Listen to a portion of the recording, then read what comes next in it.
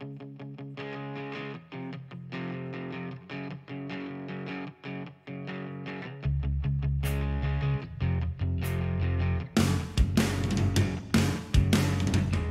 my memo pad, fill the space with this and that. No backup star, repeating lines. Or repeating lines to fill more time. And make memories that we won't keep. Overstated, superfluous, redundant pages on pages. Repeat after me. Now Simon says, put the gun in your mouth. And now take it out, and I'll take it. Run away, stand and done. Save yourself, kill yourself. Stand and done, run away. Kill yourself, save yourself. A space in line might be waiting us. Same thing every day. Predictable patterns right before they fall. Save some time. Waiting us. Same thing every day. Try to catch the new ones before it fades to black and white.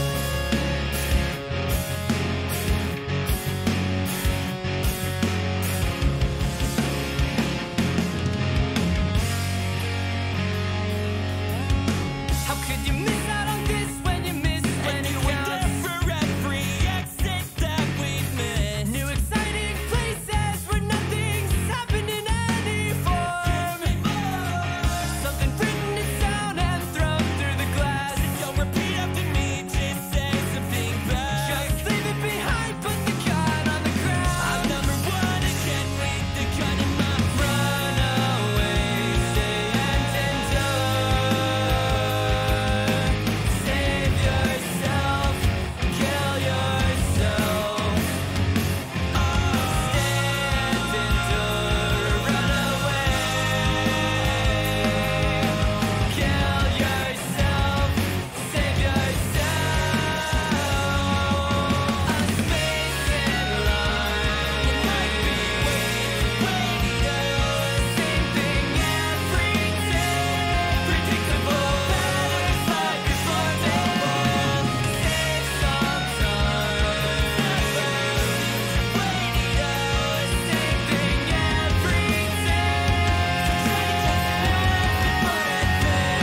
Try to catch the new ones before it fades to black and white.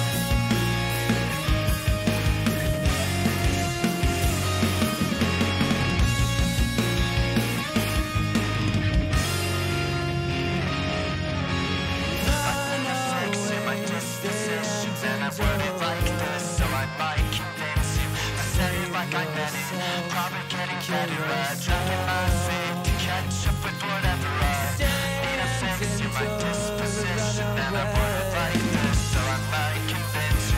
But get it like you're meant to. Probably getting better at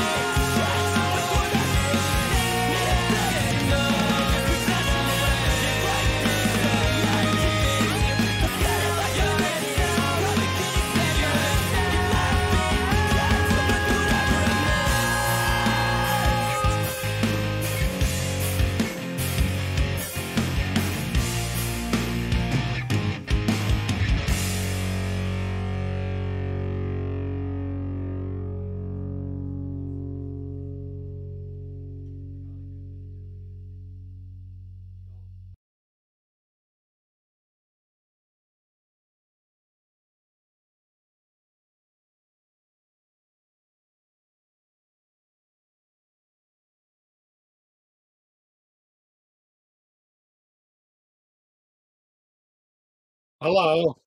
Yes. Hi. I am here now.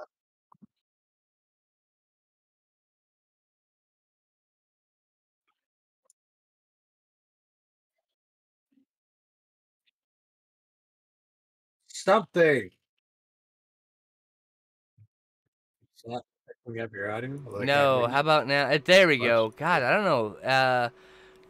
The OBS is having a fucking fit. Go ahead and say something so I can get some levels on you. Something. Oh, okay. You're a little loud. I went from quiet to loud there. Yeah, Yeah. I'm la la la la la la la. Save yourself, kill yourself. The song that was playing at the beginning of my song. For anyone who tuned in late, I'm like, what the fuck is this lady doing?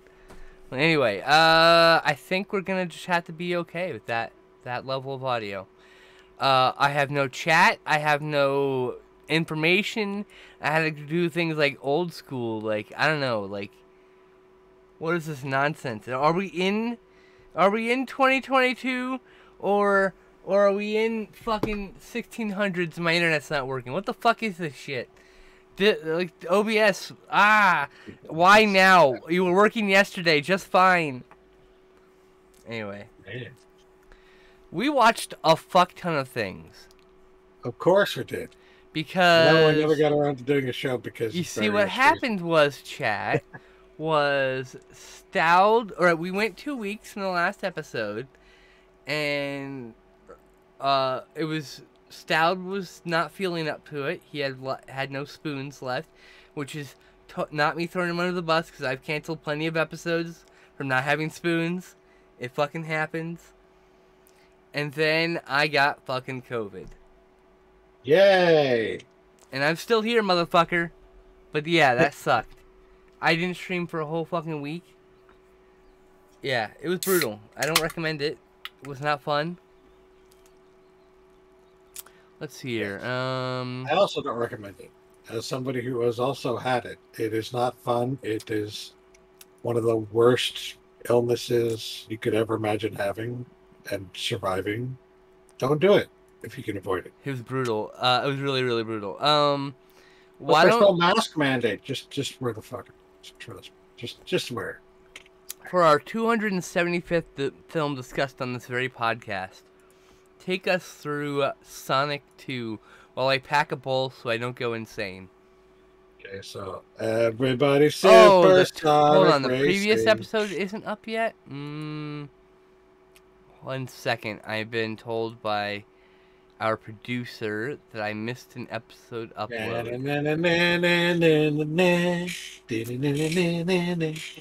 Or was it that we didn't record an episode for 2 weeks? Let's see here.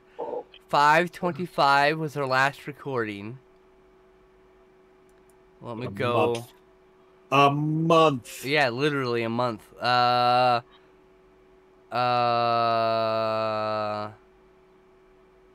There hasn't been a new episode. Nope. I uploaded every episode. We are on track. Senor producer, you should double check your numbers again.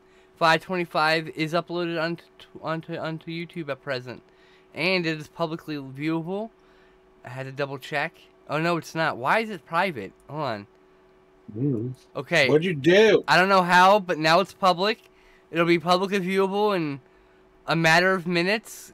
It's already in a process, so my bad. Apparently, that was in fact a correct statement by our producer. But it's not that I didn't forget. I didn't forget to upload it. I just accidentally made it private instead of public. My bad. Almost like he knows what he's talking about. Yeah. It's almost like he's our biggest fan or something, right? Like shit.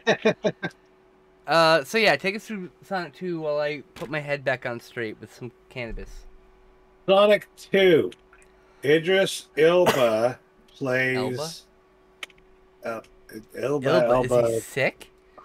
I don't know.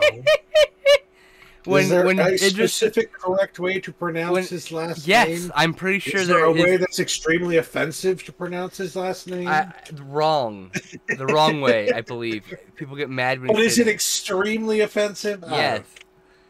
I don't think it is. When Idris Elba has a cold, is he Idris Elba? The internet needs to know. I can't be the only person who's made that fucking joke, and I'm sure he hates it. He plays, what is it? Knuckles? Knuckles? No. The red guy, Knuckles? Yeah. He plays an echidna, anyways. He's not. Look, I like Idris Elba. He's not a great voice actor in this movie. He seems to be phoning Yeah. it in. I'm gonna be really honest with you. Well, it just sounds like it's Idris Elba. He just sounds Elba. so bored with the Elba. material given him. Like, it's literally what it boils down to. Yeah. That's what it feels like. Well, partially, and also just like, it's a basic voice acting job to him, right? It's not. He doesn't have to he doesn't have to like physically perform. He only has to do so vocally, which is its own thing, and A whole different skill obviously set. people- Yeah. Yeah, exactly. That's my point. Is like now a lot of people spend their entire careers learning how to do just that well. That's true. Uh oh, Oh God. no! Ah. Is the cat fucking your camera up at present? Yes. Good Ah. kitty. This is a good kind of derail. What are you doing? Ah! The whole show is in chaos because of a cat. Mine's asleep under the bed at least, being a good girl. She's very warm. Are you happy, kitty? Yes, You she's happy got all with the that? Yeah. attention. Every viewer is watching her. She has succeeded. And hello, Chameleon Storm. I didn't see you pop in there. All right, so yes, Knuckles, Sonic and Knuckles. I mean Sonic 2, Sonic and Knuckles. I mean, here's the thing. The movie overall, I felt like was pretty good. I really enjoyed all the references to Sonic 2 and Yeah. Sonic. I think there's a level from Sonic 3 in it as well, essentially. So, there were a bunch of references to the actual video games, which was really fucking cool because there weren't as many references to the actual video games in the original movie. That said, the original movie was good. I Sorry, almost feel like in some ways the original movie was better than this one. I think they're both But- 6 out of 10, to be super fucking honest. But that's not to say that this one was bad. I actually kind of liked Jim Carrey as Dr. Eggman much better in this movie than in the first one. Well, I liked him in the first one too, but he had like found the character at this point. In the second movie, he has found the character. He is that character, and he's doing very well as that character. So, that was one of my favorite parts about the movie, I think. Knuckles is I kind of agree. phoned in by Idris Elba. It feels like The to story me- overall is kind of meh, but it works. Like, I There didn't were have any certain problems with elements the that I really story. liked. Like, the story was fine to me. Like, it was like a basic popcorn flick. I don't know. Like, it wasn't anything like anything. It was just a movie. If you're really into the Sonic mythos, this might be for you. And while I like Sonic, I wouldn't say I'm really into the mythos or any of the other things. I didn't like any of the anime series. Not Sat AM. Not the other one.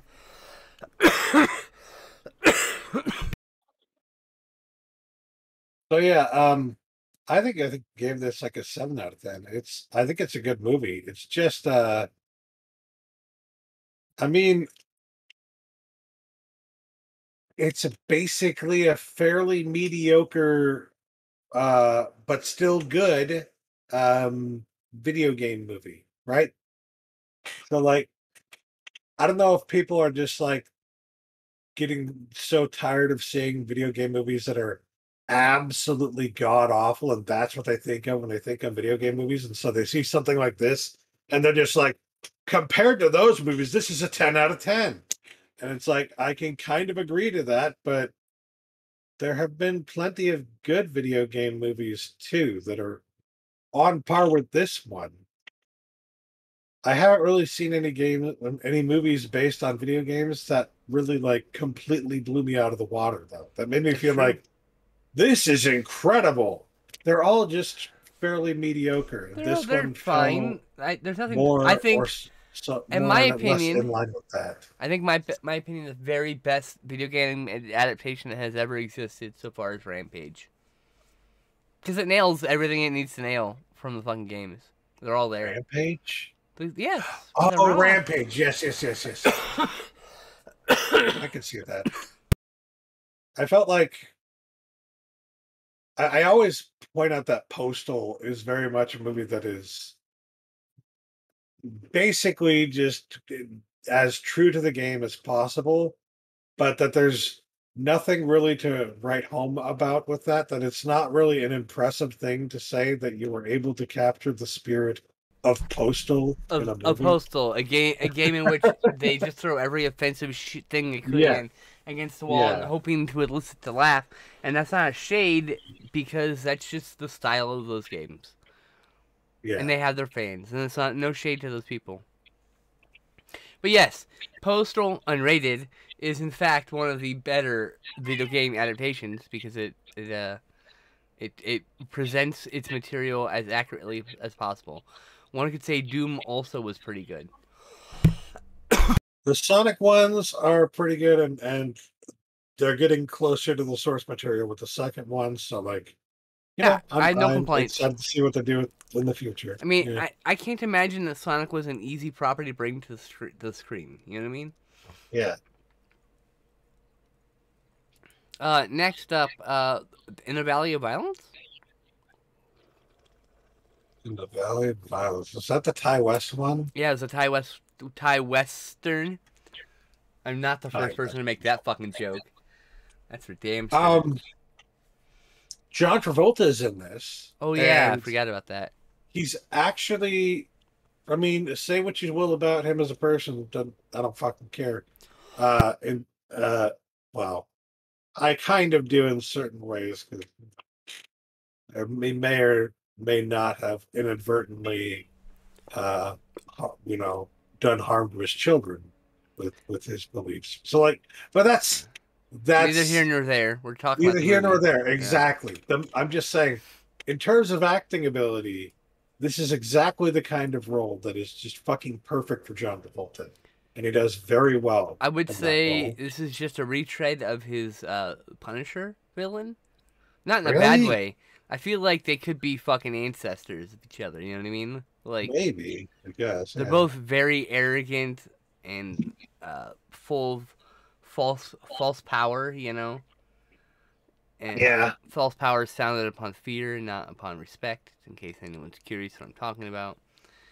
And so like yeah, it's really fascinating. I think Ty West nails the genre really well. And Ethan Hawke was the protagonist, right? Yes. In the movie. And he was really fucking good in this.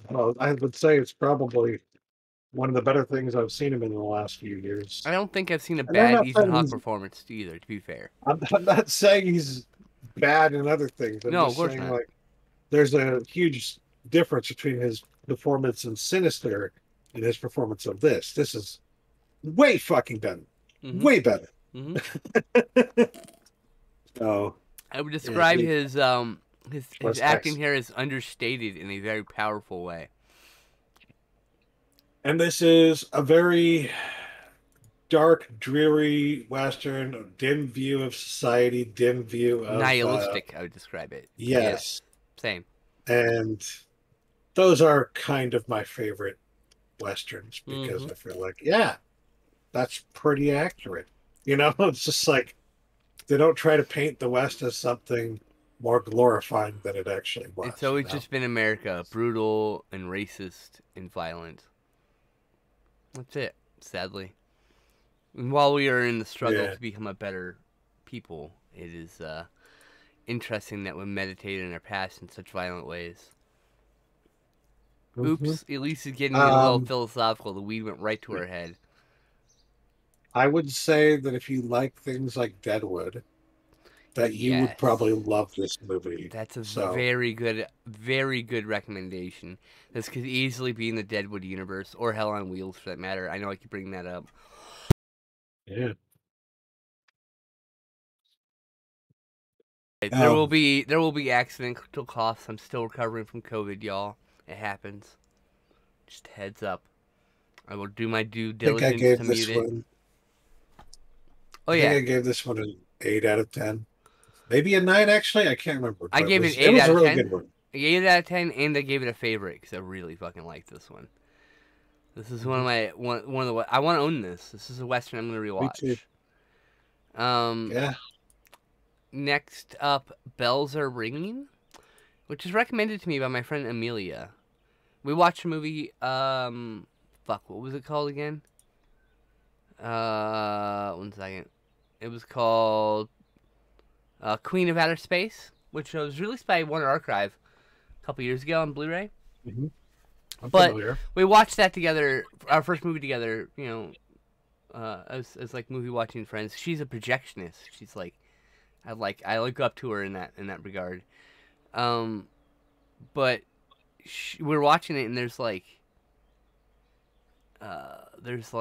references to Phantom, I don't know, Forbidden Planet. Like costumes and the communicators from Forbidden Planet are there, and they use a bunch of effect shots from another movie. Anyway, I'm getting sidetracked, and I can't remember what I was going to say. So, Well, oh yeah, were so they- she recommended Bells Are Ringing as one of her favorite Dean Martin films because she's a big Dean Martin mark. Like she's super into Dean Martin. So, and I don't think this is I think this might be maybe my second or third Dean Martin film. He's technically in Cannonball Run 1 and 2. I don't think that counts since it's an ensemble flick. Rio Bravo and Airport. I think it's a small part in Airport, but Rio Bravo in particular I very much enjoyed. So this is my second Dean Martin film, technically. Well, I think he's in White Christmas, isn't he? Yeah, we haven't seen White Christmas together. Yeah, we have. We watched it this year. Then he's not in it because I'm not. Last year. He's not? I don't see White Christmas. No, he's not. He's not. Oh, I also saw Road to Bali apparently, which was I would say meh. Thinking of So someone it's else. way later. There's like a whole series of Road 2 films, like 15 or 16 of them. Road to Bali is like one of the last ones, so I wasn't expecting exactly. That one's in the public domain. Yes, it is, because But nobody gave a anyways- fuck about it. That's why. Back to the subject at hand, the actual movie we're talking about. All right, bells are ringing. My apologies. We got sidetracked. Yeah, it's about this lady who works at this company called Susan Answer Phone. That's a hard word to say. It's Susan Answer Phone. It's an answering service. Back in the day, before you had your own personal answering machine, you had an answering service. People would call your answering service, and then you'd pick up your messages, and you'd call those people back, etc. It's very good for people who are very busy and whatnot around for phone calls and stuff. So, it's about fucking Judy Holliday working at this answering service, and she's basically a mom to a bunch of people who use the service, including actually being Dean Martin's quote unquote mom, like a mom figure.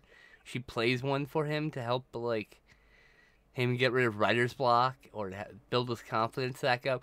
It's like literally she's going above and beyond at every turn at this job. I know I'm very much over-explaining. She's literally performing essentially as an actor because every client expects her to be somebody else or act a certain way or something like that. Thank you. So that's a much she more has to succinct way of saying it.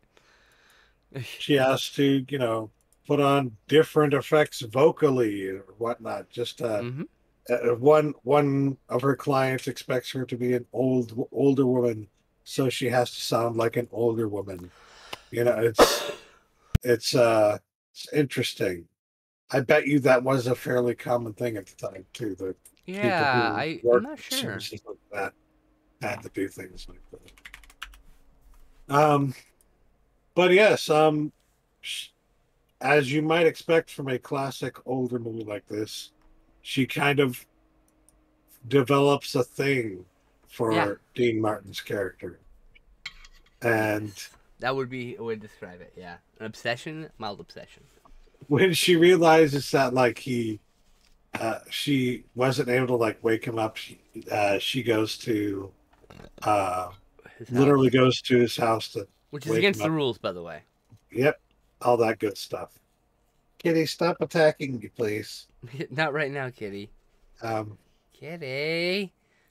Like literally Cartman over here. and I've given her everything she wants. I mean, good grief. Well, Other than attention. that's what she Yeah. wants. Come here. Oh, you come here. Oh, hi, I got Autumn. you. Look at that baby Skeletor. She's so cute. Yeah. She's now our co-pilot. So what else to say about this?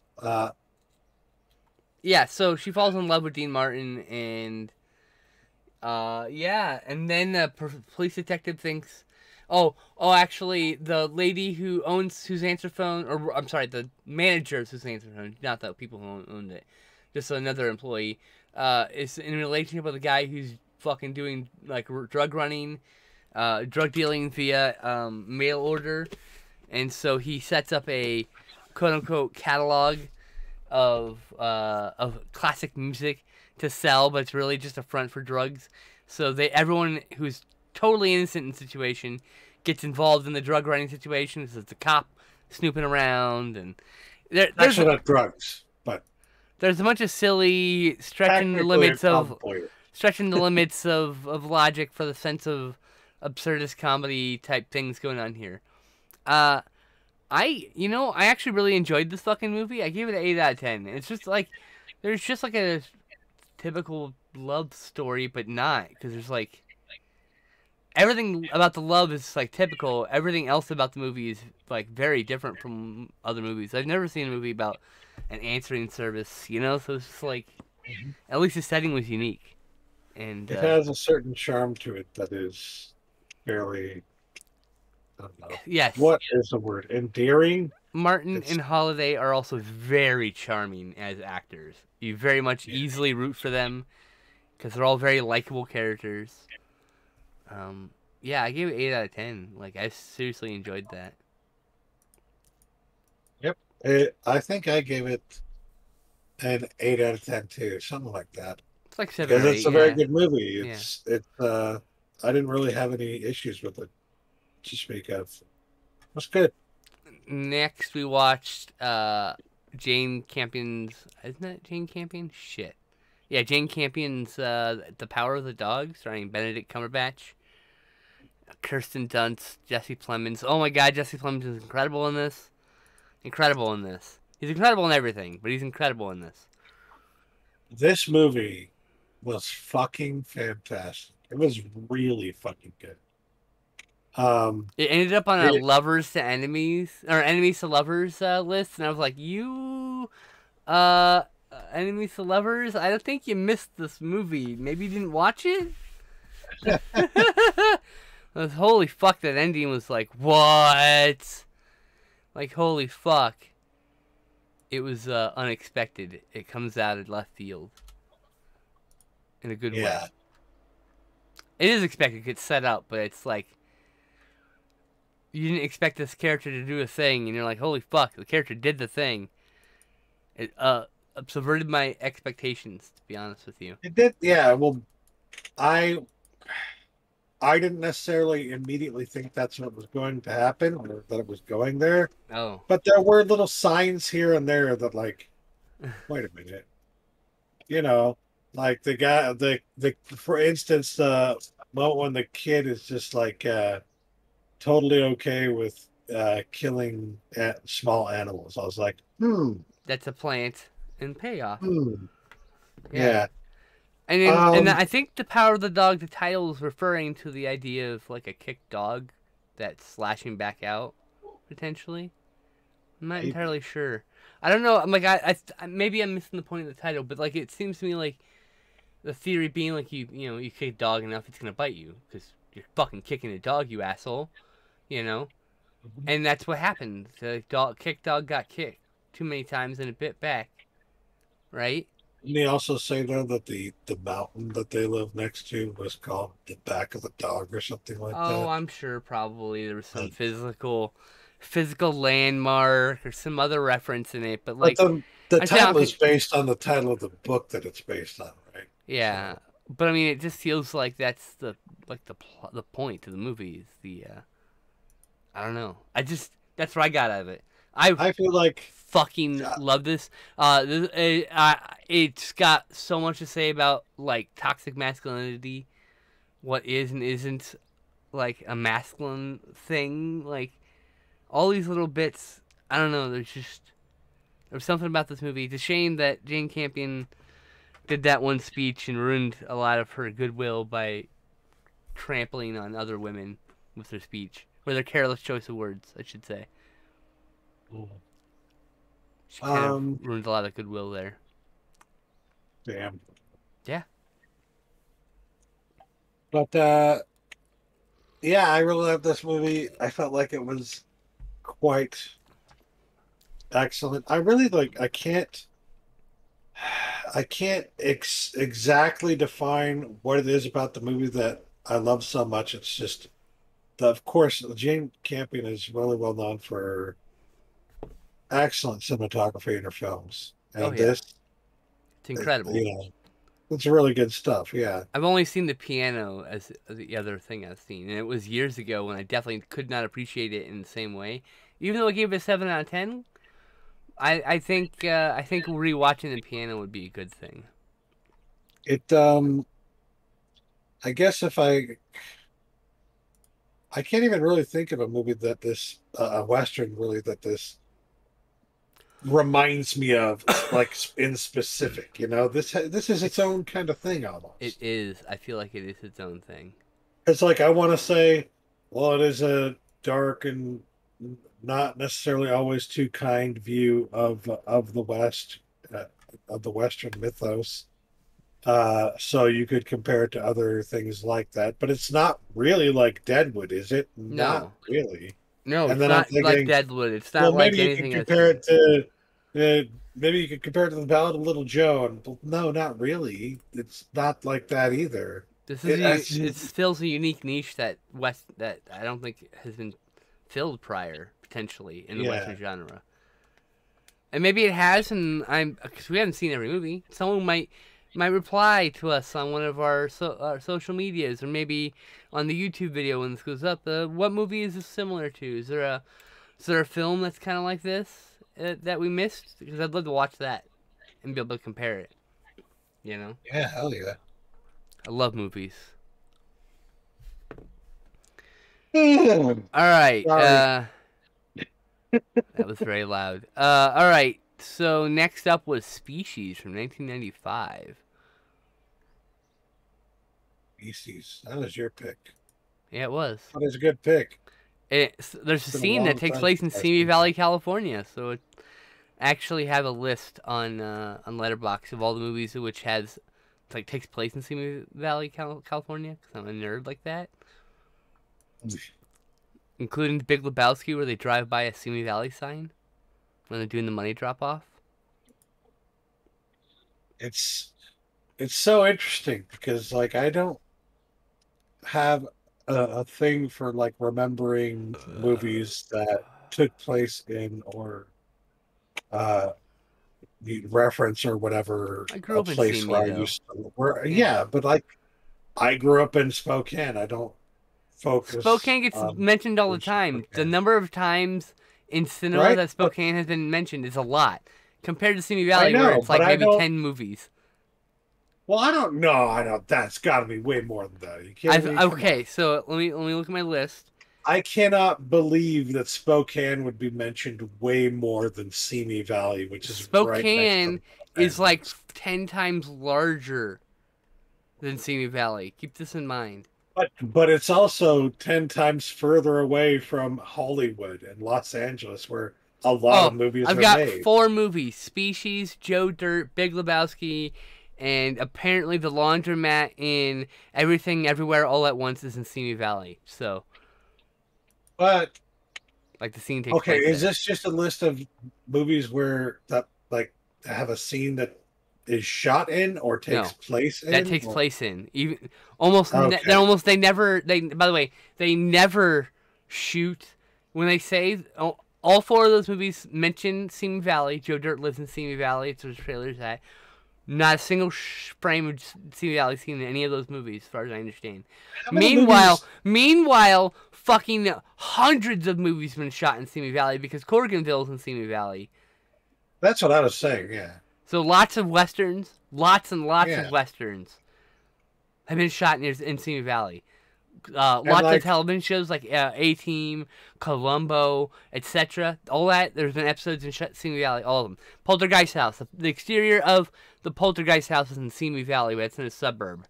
Random suburb. Okay, but Anyway. defend what you're saying about Spokane, though, because I can't think of any movies. Spokane that is a much more set in known Spokane. city. It is a 10 times more known city than Simi Valley. That may be the case, but is it a? I can't think of any movie off the top of my head that is set in Spokane. Let's see here. Movies I can think of movies set that were shot in Spokane. Spokane. Let me Like, spell Spokane. Benny and June, for instance, was shot in Spokane. Smoke Signals, parts of it were shot in Spokane. Those are filming locations. That's not the same thing as Yeah, films set exactly. in. That's what I'm saying. Is that it was the location of a lot of movies where the Let's movies see are shot, here. but it's not where a lot of movies are set. Lies and Illusions, Wrong Turn at Tahoe, Give 'Em Helm Alone. That's interesting that there's these three random movies. I've never heard of any of them. I don't have. I'm gonna go. I want to see all these now. There's got to be more. There's got to be more. Simi Valley's gotten probably maybe 2 or 3 more. I haven't found them yet. I'm gonna find them I eventually. mean, I'm sure there are more because, like, you know, not everybody who would make a list like that would have seen like every fucking movie. Oh yeah, you're right. or Benny and June, of enough course, movies to is be set in able to- Spokane, and there's got to be more. I just stopped derailing this already going to be a very long podcast for this nonsense when you know I'm fucking right.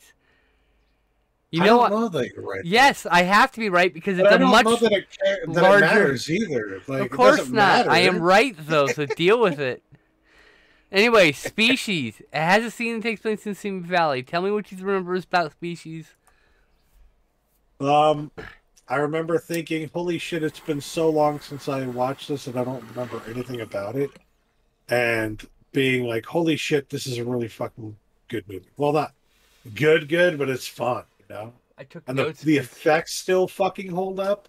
Like, there are a lot of great practical effects in it. Oh like, my god, especially yes. that shot on the train was just fucking great. There are also some really Oh my bad God. CGI in the last sequence with that fire in the sill Oh yeah. thing. It's like really fucking bad, like really bad, like really sore thumb bad. But like most of that film, like is very high quality. In fact, I remember liking Species 2 quite a lot too, so I have that on the docket to watch also, since it's on Prime. It's so very twisted and disturbing. You know, there are elements of it that are just fucking. In the first one? Ew, yeah. Yeah. So the idea is they clone this alien lady who then escapes and then goes and is trying to breed with people to further her species. Hence the movie title Species. And they send this group of paranormal people like in after her, including like a psychic and like alien biologist and all these other things. And like basically this is the premise for my role playing game I'm about to start running, which is also going to be streamed on this channel. So I feel like this has a Forrest lot Whitaker of, is like, great in that, by the way. yes, this movie has a lot in common with, in terms of the beats of the film, with The Fifth Element, Mm-hmm. except for it's a much more sexualized story than The Fifth Element. You know what I mean? Yeah, and Fifth Element's almost entirely centered on the alien, as opposed to this where it jumps between the alien and the team looking for her. Like Yes. perspective wise, it's very differently shot, Like- but like yeah, the Well, same what I beats are mean is there. that Yeah, what I mean is like there's very similar things that are taking place in each cloning the story. alien, people are chasing Cloning, the alien. yes. Yeah. But that like the alien isn't trying to have sex. The alien isn't trying to reproduce. You know what I mean? Right. Because of that, it makes it extremely different. Because the end goal of species is that the alien is trying to reproduce. Yeah. You know, And then It's of just course like- that would be a danger to humanity. yes. To be fair. So That yeah, well, that I what makes think it a horror movie. I think Species is the perfect popcorn flick, and then you and your friends sit down with some popcorn and just fucking enjoy the ride. Like, Yes. yeah. I have an interesting, fun little story about Species 2 that I will share when we cover that. Before I do that, I actually piled a movie ahead of that, which is the Phil Tippett Mad Dreamer and Monsters, which is a movie about a documentary about Phil Tippett, which is related to a movie we'll talk about later on tonight. We watched the new Phil Tippett film. Next up, Mail Order Murder, the story of W.A.V.E. Productions. Oh yeah. This was I forgot that was the fascinating. name of the movie. It was I about remember this the company fucking called movie. W.A.V.E. Productions, who would produce primarily fetish videos upon demand. So, someone would write a script that they had for a very horny, fun little movie, but they don't have any money. They don't have the ability to make it. They don't have any equipment or star any of that stuff. So they would pay W.A.V.E. Productions, and W.A.V.E. Productions with their they had a stable of actresses and actors and they with the probably some of the worst effects you've ever seen, some of the lowest budget films you'll ever see in your entire life. I was fascinated and riveted by all of this, so much so that weeks later, after all my bills were paid, I went and bought two titles that are mentioned in this movie, very specifically Burglar from Hell, on Blu-ray from Vinegar Syndrome, because I had to, because I had to know what the whole movie was like. I needed to see the whole thing, all 95 minutes of it, 85 minutes of it, whatever it is. All right, so like to give people a sense, you have to Please. imagine. I want you to imagine, right, that you are this guy is in control of a fucking he's running this business where he makes movies that people want to be made, that they have a certain kink or interest or fetish or whatever that they want to see in a movie or that they want to be able to watch, you know. And so they come to him, they call him and say, I'll give you, I want this. How much is it going to cost? He says, maybe he says something like $5,000, right? They're like, okay, I'll give you $5,000, right? This is just to throw it out there so you can imagine what's going on, right? So he gets the $5,000. He's like, I can make like 10 movies with this money. And that's exactly what he does over the span of like fucking 3 days. And so he's bringing all these people in, all these actors, and paying them like barely anything, right? Um, and he's it's almost like a exposure kind of thing for some of these people at first, right? For some of them, right? It's a I'll pay you an exposure kind of thing, right? Um, but regardless, like he brings them in and he pays them for the day, and then he says, "Okay, so we're done with this movie. Um, we've shot all one take for everything. No such thing as another take. One take for everything."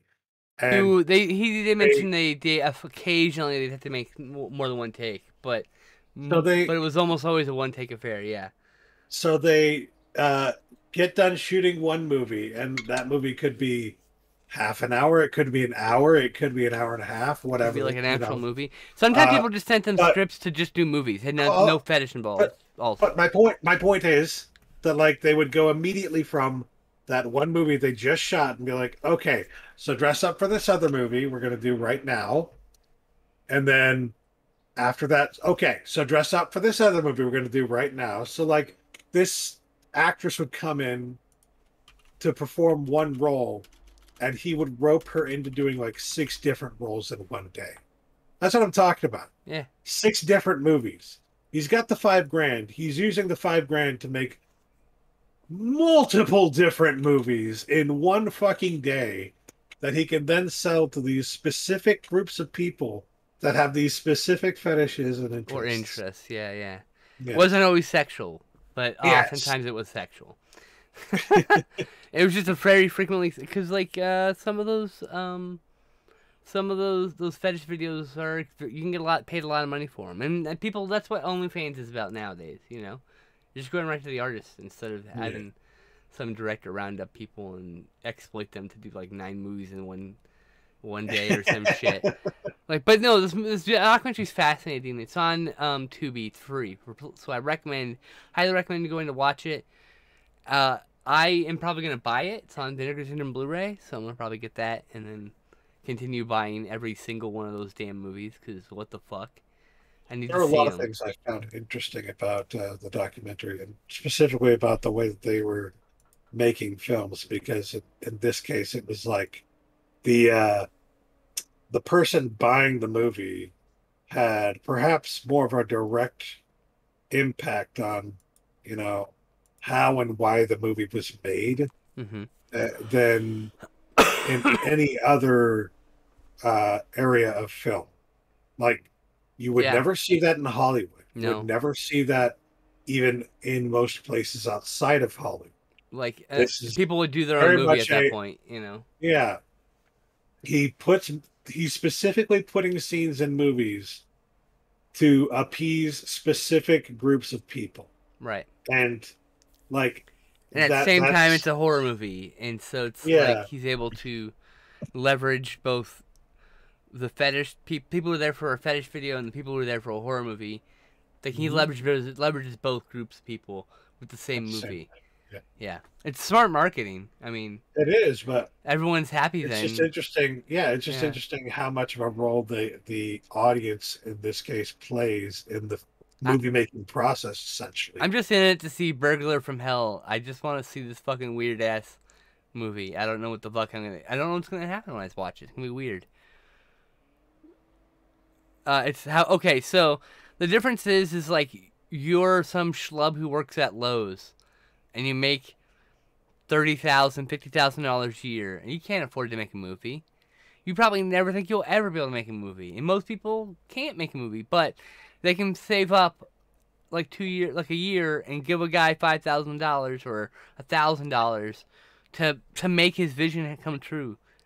Like that's what it is. It's like some guy who has no chance of making a movie, paying very small percentage of what a movie actually costs, and getting something that's about as much effort. You know, like You gotta imagine this is a guy who's like getting these letters in the mail, and he was getting a lot of letters at a certain point, right? hmm And you get these letters saying, "Hey, that was a real. I really like this movie. Uh, I really like this particular scene in this movie, and I'd like to see more movies like that." You know what I mean? yeah, yeah. And he as a filmmaker is just like, okay, I'm gonna specifically make more movies with specifically scenes like that. Yes. People who know how to make a movie will just make a movie if they want to see that thing, right? The But difference, not yeah, but not everybody is artistically inclined, and they just yeah, they don't want to do the work. They just want the result. So they'll pay $800,000 and get their Burglar from Hell movie like made or whatever because they just want to see it I made. think the major difference, like we're talking about movies that this entire script was written on a fucking napkin. You know what I mean? I mean, Like, like, this is why I like regional filmmaking is because it's literally outside Hollywood. It's just some dude's like, I'm gonna make a fucking movie. He wrote a movie. He hired some actors. He got a crew together, and he made a fucking movie. It's my favorite kind of movie. Why? Because it's 90% misses, but when they fucking hit out the park, god damn, it's so good. Like Messiah of Evil, you have to sit through a lot of fucking garbage. Shouldn't say garbage. You have to sit through a lot of mediocre films to get to a Messiah of Evil. Something that's like, wow, I'm so glad I made this pilgrimage. But you can't enjoy that Messiah of Evil unless you trudge through the trenches of crap. You know?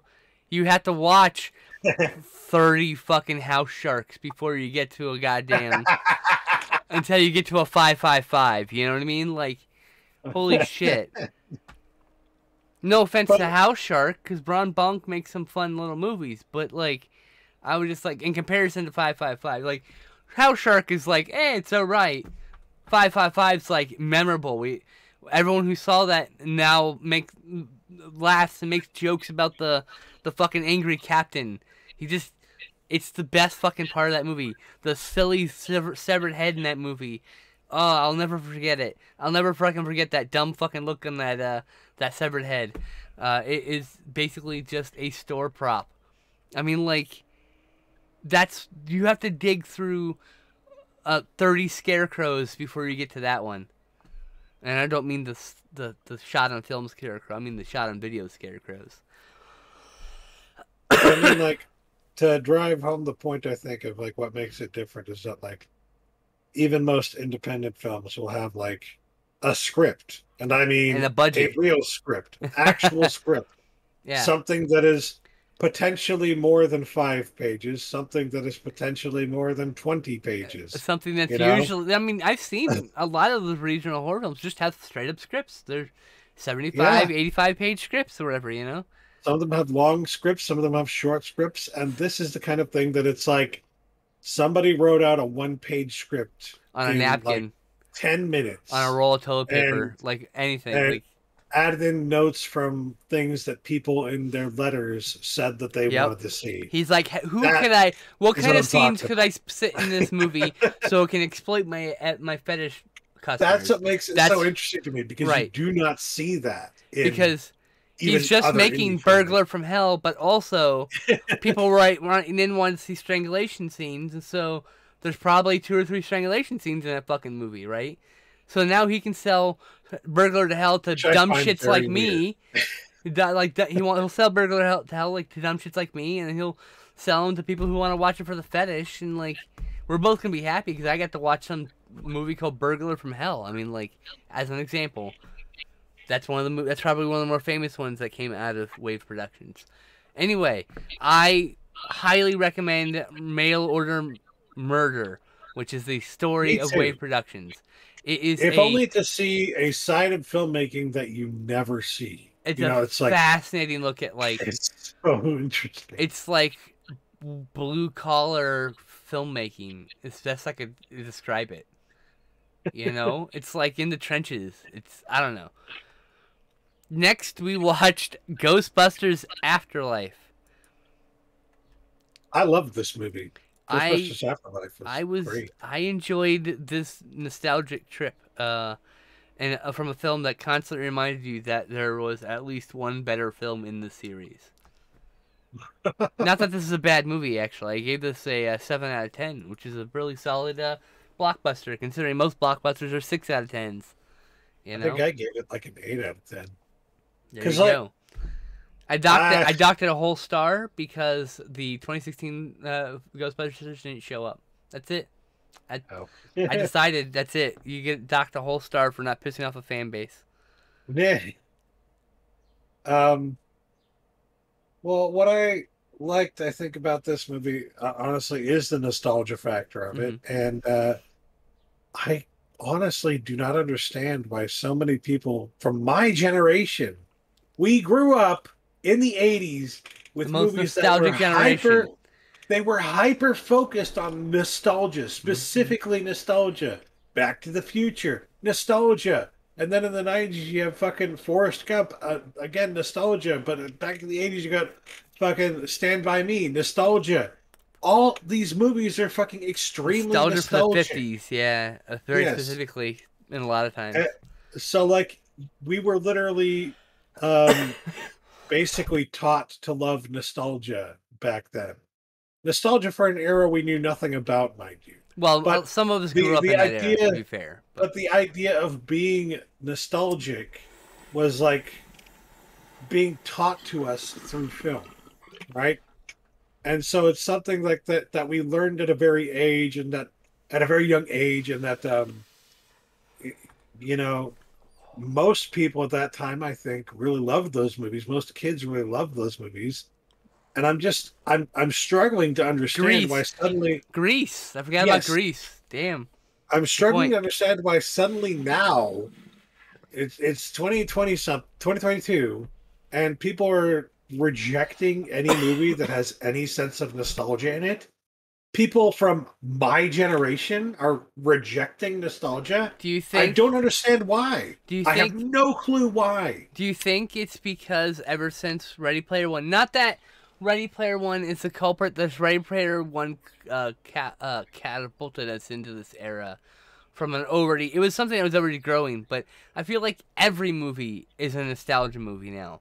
And it's just like maybe they're just tired of only getting nostalgia movies. Even the fucking Star Wars, You're right. It and is, even the yeah, Star Wars sequels that we so wanted were just nostalgia very nostalgic. for Yes. the previous fucking six. And so with constant references, and it made its own stuff too. It's better than most because it's not as on the nose with a lot as nostalgia as say Ghostbusters. Afterlife is a little on the nose with nostalgia. I can understand why some people are tired of nostalgia, right? Like I get it, but I think this was a really strong script. Like I felt like there was like the Yeah. child actors did such a good job. From by the way, child actors that are good actors, we're spoiled. We're in a spoiled era right now where we actually have them, because we for decades they just weren't. There was one at a time. Haley Joel Osment, you poor bastard. He had to be in a million Exactly. movies. Elijah Wood, that poor bastard. He had to be in a million fucking movies as the one kid actor that carries the movie, right? And not to put any of those people down because they're actually amazing actors. People give them shit, right? Jake Lloyd was in that position for a while too. God Yeah. bless him, having to deal with all the nonsense he had to deal with Star Wars Yeah. fans. Y'all should be ashamed of yourselves all coming back around on that Hmm. shit after you terrorized that poor boy. Hmm. Y'all fucking did it. Don't look at me, motherfuckers. I was on the corner waiting to watch those movies excitedly. Yeah. So, like, shit. And But I like yeah, those, I could those see movies that. I anyway. could see why So people I think it's maybe saccharine would at be this point rejecting. in this Yeah, yeah. case. It's like if they made a sequel to The Thing and it was just references to the original Thing. Instead they made a prequel to The Thing. It was all just references to The Thing, which is why I think that movie is so bad. It doesn't do enough of its own thing, and it um, just was entirely fucking unnecessary. in regards to Ghostbusters Afterlife, though, like the story was really tight, really good and Hmm. interesting. The characters, they all worked really well. I love how it tied back into the original movies, and it like I there like. were moments of nostalgia, obviously, but it wasn't all about the nostalgia, you know. Um, it was also introducing new characters. Uh, just like the 2016 movie, this one made me even more want to see a Ghostbusters movie that it borrows heavily from the fucking comics, because the comics had a really fucking interesting idea for a new Ghostbusters team. And but I saw this though, and I was like, you know what? If this was the new Ghostbusters team, that'd be pretty cool Look, too. I feel like this would work. it's fucking time. Look, hear me You out. It's know? fucking time. Extreme Ghostbusters movie. Yes, yes, yes, yes, Where's my yes. representation? I need my goth representation. I need my disabled representation. I need more people of color in fucking Ghostbusters. Okay? Why? Because we need that. We need that in this fucking world. And I want to see a fucking team like Extreme Ghostbusters. Like, that representation was important. That was important. There weren't any other characters in wheelchairs who were the heroes. That was an important piece of representation. Okay? I got blow my nose. Okay. um, but yeah, even in I think it's the new Ghostbusters. Even in that, they have like um they have a bunch of different characters from like a bunch of different walks of life that end up becoming Ghostbusters, and three of them were female characters. one of them at least was like Yeah, women like there was would one be that on was the team. an FBI agent. There's a goth girl on the team. It was important Yeah, Kylie. representation. Yeah, It was representation because it was both goth representation and women on the main team. And it wasn't just Janine getting an honorary status. No offense to Janine. She took steps so everyone else can fucking walk, right? See, she yeah. did. Without her, there wouldn't even be the talk of a female Ghostbuster, right? So it's Yeah. like, I just fucking, respect. And I love the character of Kylie. Like, and the reason I like her character so much is because it makes so much fucking sense. Like, she got a job working at Ray's occult bookstore, and through that, she learned all about this stuff, being around the Ghostbusters all the time, and eventually herself became a Ghostbuster. It makes sense. This shit writes it itself. just makes sense. It writes itself. It's really good. I really like Comics, this. They need to plumb the comics more for these so movies. I really enjoyed Ghostbusters Afterlife. And I really enjoyed the 2016 Ghostbusters. Right, like everyone can hate on it whatever they want. I thought it was a fun movie. I also wish it was in the same continuity. Yes, but like it's such a minor quibble, and a single retcon could bring them all together. To be fair, and so. Yeah, I 7 out of 10. Like thoroughly enjoyed Ghostbusters Afterlife. Like thoroughly enjoyed it. Yes, can't wait for a sequel. More, please. More, please. I think they're still working on a sequel. I don't know. I don't care if they Pretty do sure anymore. Honestly, if that was the end of the movie franchise, that'd be fine with me. That's the other Yeah. thing. Next, a movie I've seen 3 times in 1 week. The week we saw this, 3 times in 9 days, I should say. New York Ninja. Oh yeah. Holy fuck, y'all! This aired. Oops, that's not what I wanted to do. This aired on Turner Classic Movies, so I recorded. I owned the Blu-ray, but I fucking had to own that shit. I actually bought it before I ever saw it, and then I saw it was gonna be on Turner Classic Movies, and I was like, I knew that moment, this motherfucker's gonna have to watch this movie with me. Tell the story of how this movie was made, because Yeah. I want to say first and foremost that it was really well put together. They edited this together really fucking well. Okay, It so looks fucking fantastic. John Louis Chung Liang, I can't butcher his name. He was this action star of some repute. He also directed this in another movie, actually. So, 21st Century Films, which I believe was Golan Globus's like original joint before he did Canon Films. They're funding this movie, New York Ninja, with John Liu, and he films the whole movie, but like as an example, they only had like $100 for the special effects of the radioactive man, the plutonium man killer. I mean, and so like this film was like very like guerrilla style. Like there's there's probably no fucking permanents. There's probably none of that stuff. So it's you're seeing real gritty New York from the streets, like working class filmmaking in working class areas. Nobody can afford shit, you know what I mean? So they do the whole movie, and something happens, and they couldn't finish filming, or they did finish filming, but they didn't have time to. They never edited because 21st Century goes tits up. So the film's lost essentially because it's unfinished. No one even knows it exists. Cut to sometime in the mid 2010s, I think. Vinegar Syndrome comes into the ownership of 21st Century Films catalog for distribution. I think they just bought the whole thing up, and they have just the video footage, just the film itself, no audio whatsoever, no script. Later, a shooting script is found, but like only the video, and they just have unedited film, just like 7 reels. I think is it 7, 14? Look, it's been 15 years since I was in film school. Forgive me, I can't remember how many reels of 16 millimeter film the average movie would be. So I apologize for forgetting. Also, I think it may have been shot on 35. I'm not sure. I can't remember the details there. Anyway, cut to mid 2000s. Vinegar Syndrome gets it.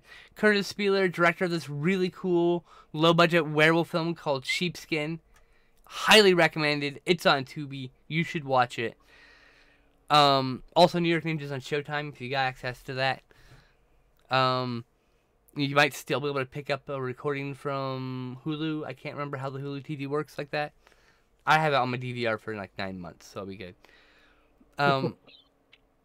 Curtis Spieler gets the footage, says, I think I can do something with this.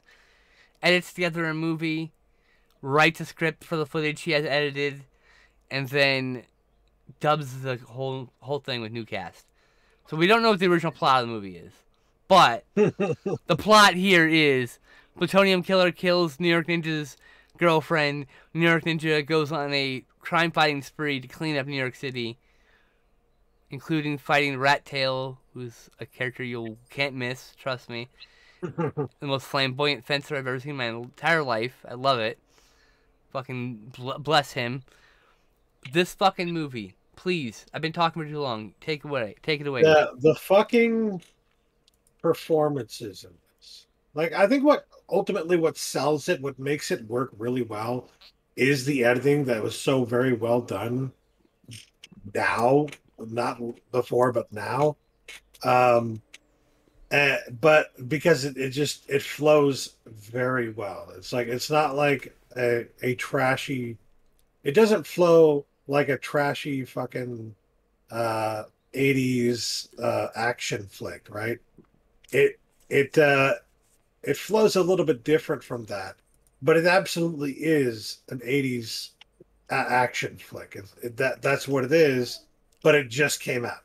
That's the thing that gets me about it. This movie, it came out last year. It just came out. Yeah. It just got released for the first time ever, and it's this 80s action flick that it has some of, I want to say, the most memorable lines and deliveries of lines that I've seen.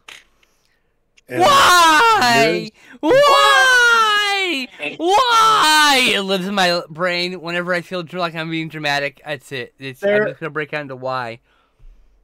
For the same reason that Miami Connection has a following, and movies like that have a following because they have these moments in them that are just over the top, like ridiculous, almost unfittingly. A friend. That's where the follow sound is from Miami Connection here.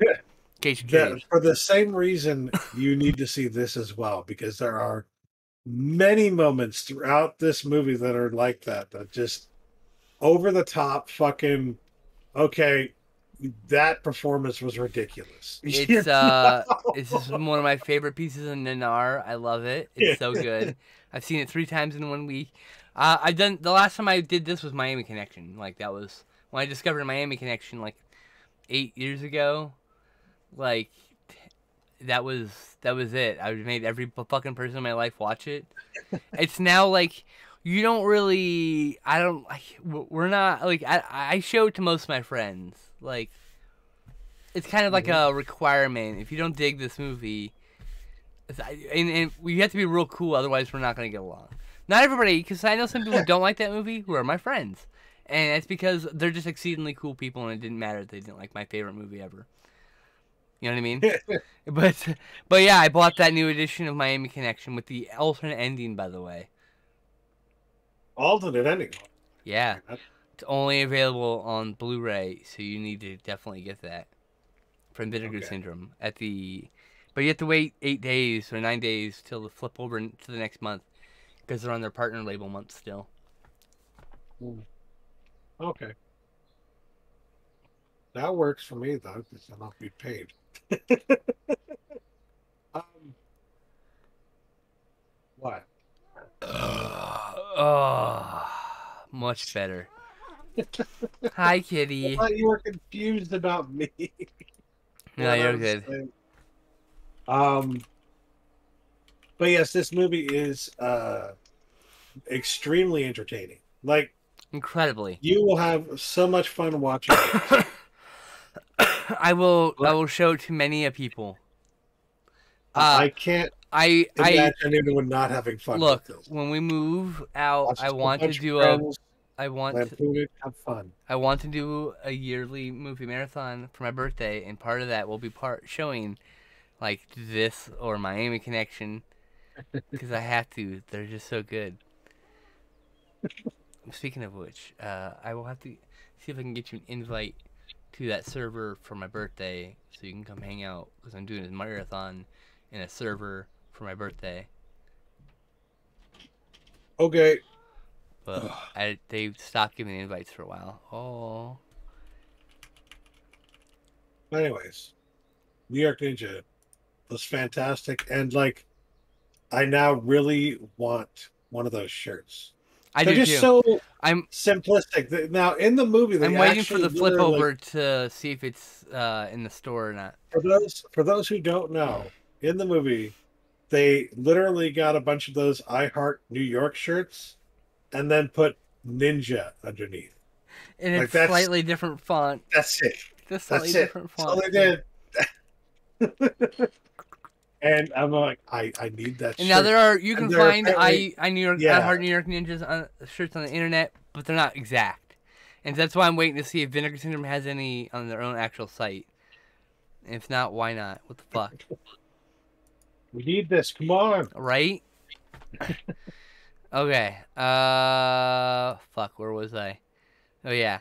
Next is Northman. Oh yeah. The story that was apparently the inspiration for Hamlet, or their And Thereabouts. inspiration. One of the yeah. I think there was more than one influence on that, but yeah. We were noting that the story, as we're watching it, we're like, this feels a lot like Hamlet. A lot like Hamlet. Yeah, including they were like, and- oh, the name of the character is Omelette or whatever, right? Like Yeah. something like that. And I'm like, oh, right. Well, let me tell you something. Once again, fucking Willem Dafoe comes in this movie and just Omelette. fucking delivers. It's Hamlet one of with the the H at best- the end. Yes, delivers one of the best performances in the movie. Now, I think a lot of people had really great performances in this movie, but like, every time I see Willem Dafoe in anything, it's like, holy fucking shit! Stop, pause, and just fucking stare in awe at He's this incredible. actor. He's an incredible actor. In everything he's ever done, he's the best fucking thing in the movie he's in. You know what I mean? He's so good. Which shocks me because, like, he changed his name from William to Willem just so that they would read his name first on fucking casting. And it It's worked. He's it fucking worked. famous. Thank God. He's fucking famous now, yo. Because E comes before I. Yeah. Okay, so yeah, Buck. What was? Oh yeah, Northman. What a frustrating experience for me. Like, not in a bad way. I was very invested in the character, and when the character made certain decisions, I was frustrated with him because he's like, "You have not learned a goddamn thing." It's like watching Anakin Skywalker all over again. And I'm not kidding.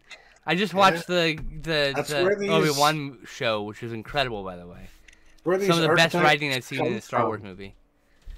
I guess that's kind of where these archetypes come from. Yeah. This idea of this hero that you're just like, have you not figured it out yet? Right? Why aren't you doing something?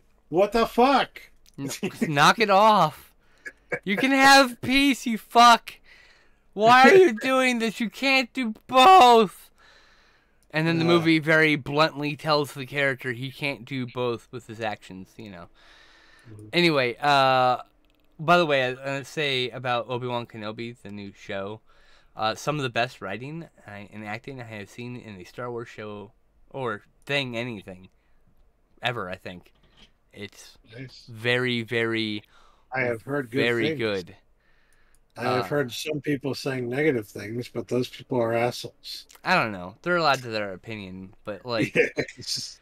I like the new characters introduced. I am very interested in another season, especially if you could get that one character. Fuck, I can't remember his name. It's another. I don't want to give anything away. There's another character.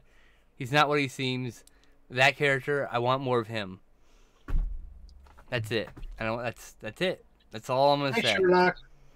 Hi, Sherlock, babe. I see you. Sorry. Anyway, I can see Sherlock. So They I can't. felt Northman was as frustrating as watching Anakin Skywalker slowly slide into the dark side.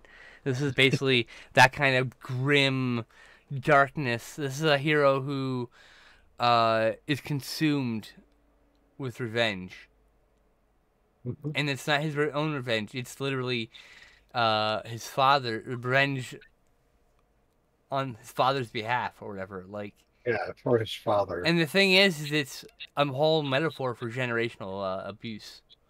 That you Mhm. pass it down through with your actions, with your if you every day of your life you want revenge on somebody, it's gonna get passed down. You know, like that's a lot of rage. It's a lot Yep. of like that's what this whole movie is about. Basically, it's fucking It's fascinating. brutal. It's dark. I gave it 9 out It's of 10. twisted. Like, And even the way that it's filmed is fucking brutal, like beautiful, but yeah, brutalistic. And bleak. Be prepared. It's a bleak vision. yes. Um yeah, I honestly don't know how exactly to define it. I gotta let the cat out. It is very much a dark, dark view of humanity, and perhaps rightfully so. But it's very, very good from start to finish. The movie starts off with like a monologue from fucking Willem Dafoe, so the mood is immediately set, immediately. And so, if you have any thoughts, am I going to like this or not? You fucking just start the movie and you listen to Willem Dafoe speaking. And if you're like, I don't know if this is for me, you can get out right then and there because that's So good. exactly what that movie's going to be like. That mood that it sets in the very first scene and with the very first dialogue from Willem Dafoe at the very beginning. That's the mood throughout the movie. So you don't like that mood? Find something else to watch. Yeah, what an incredible like vision though. It's like looking at every frame of painting, like literally in that movie. Every frame of the painting. I'm gonna buy it on Blu-ray and probably watch it 10 more times. I can't remember if I gave it an 8 or a 9, but I gave it a it, 9 out of 10. it was very high score for me. I gave Power of the Dog 9 out of 10 too. I forgot to mention that earlier. And I gave New York Ninja 10 out of 10 because New York Ninja. New York Ninja. Oh yeah, and there's a song by Bronx Style Bob, and then there's for New York Ninja. I mean now for Northman, and all-star studded Grindhouse voice acting cast with Don Wilson and Linnea Quigley and Jerry. Who is it? Not Jerry. What's her fucking name?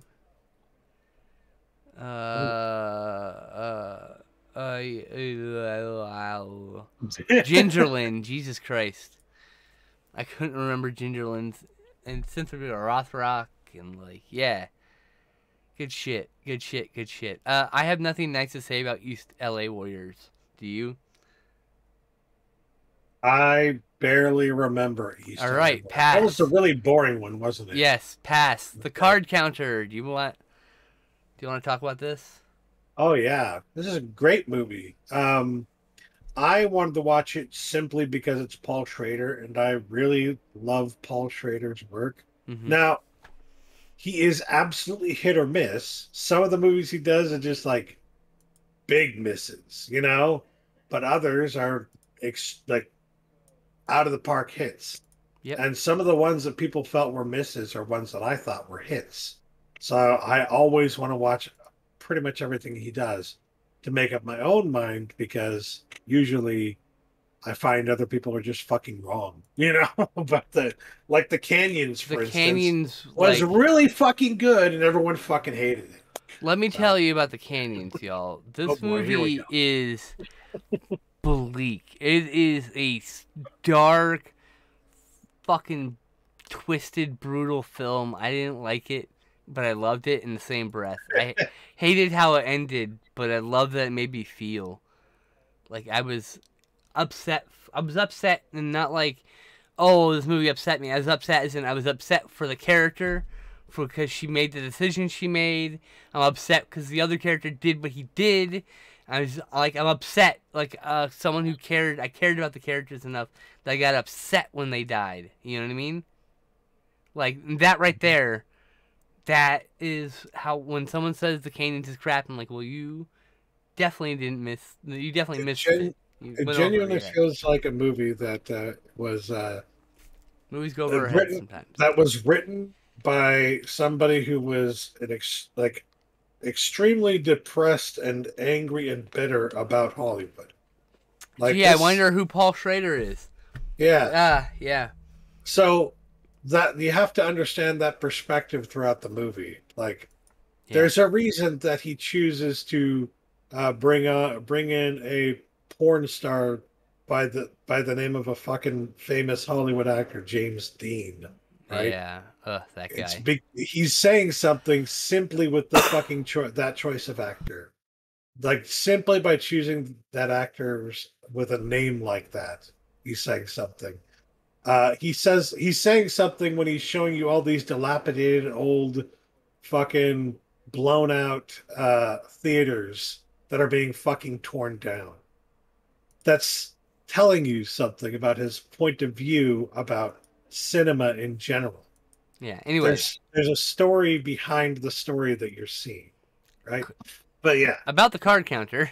the card counter, it feels like maybe he's a little bit past that, you know? He's finally a little bit past that, and he's making something that's bleak for entirely different reasons. Yeah, and he had something to say about other things. In this case, he's talking about Abu Ghraib prison very specifically, and the inhumane conditions in which prisoners are kept there. And it is, in the same breath as condemning those actions, it's also showing you the result of the people who were forced to work in this situation and behave that way by order, you know? By necessity of surviving, because, you know, like, you have to do fucked up shit sometimes to get through shit. Like, it sucks. Like, I hope no one ever in that situation. It's morally complex. And as a person, it's got to destroy you, and to some degree. And that's what this is dealing with. A character who has himself been destroyed by his actions, by his inactions, and by his own silence on the matter. And he's lost himself, and all he's literally doing is just going from game to game, just on pure adrenaline of the game. Essentially, yeah. And it talks about how that character goes from that state and finds his humanity, though. Like, it's bleak, but it's bleak and truthful that, like, you can claw yourself back from that pit. Like, you just gotta keep trying. It's also, like, specifically talking about veterans and the kind of mental issues that a lot of veterans suffer from, and just going through basic training. You guys have to understand, just that is literally just the point of that is to manipulate your mind, like to brainwash you essentially into In a way. becoming Yeah. a soldier, so that your only purpose is to kill or to do what you are told, right? Yeah, execute the So, orders. like, Yeah. yeah. So that really fucks with your head, Mhm. mentally speaking. And so a lot of people who come out of even just basic training end up fucked in the head for the rest of their life. A lot of people who end up coming out of war This situations end probably up toned even down the way we discuss. Anyway, I'll talk to you later about it. Don't worry about it. more fucked in the head.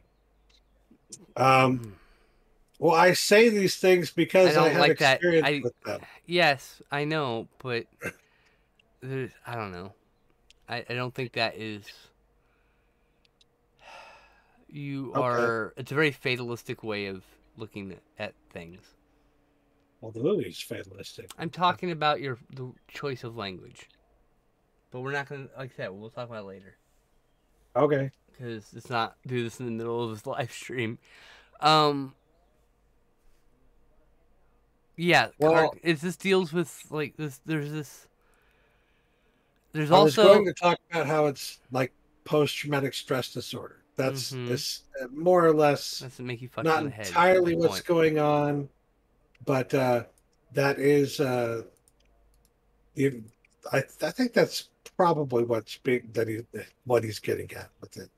It's at least going to be something that people with post-traumatic stress disorder can relate to. You know what It I mean? also is kind of saying a little bit about internet vigilanteism too, with the Yeah. kid, because he finds his kid. He's this kind of wayward kid, and Well, the kid is also has been affected by his father, who yeah, was also at war. of So, course. like, But it's multi-layered, you know. But it's also talking yes, about it's like there's a lot of parts to this. I would say it's the kind card. of like Northman in a way, right? Like, Yeah, I would. Yeah, I mean, and I would say the card counter is not going to be everyone's cup of tea for sure. not at all. It's I at times extremely dark and disturbing. yeah, I mean, in the way that, like, at times Casino and and Goodfellas. those Goodfellas are also extremely dark and disturbing. Mm-hmm.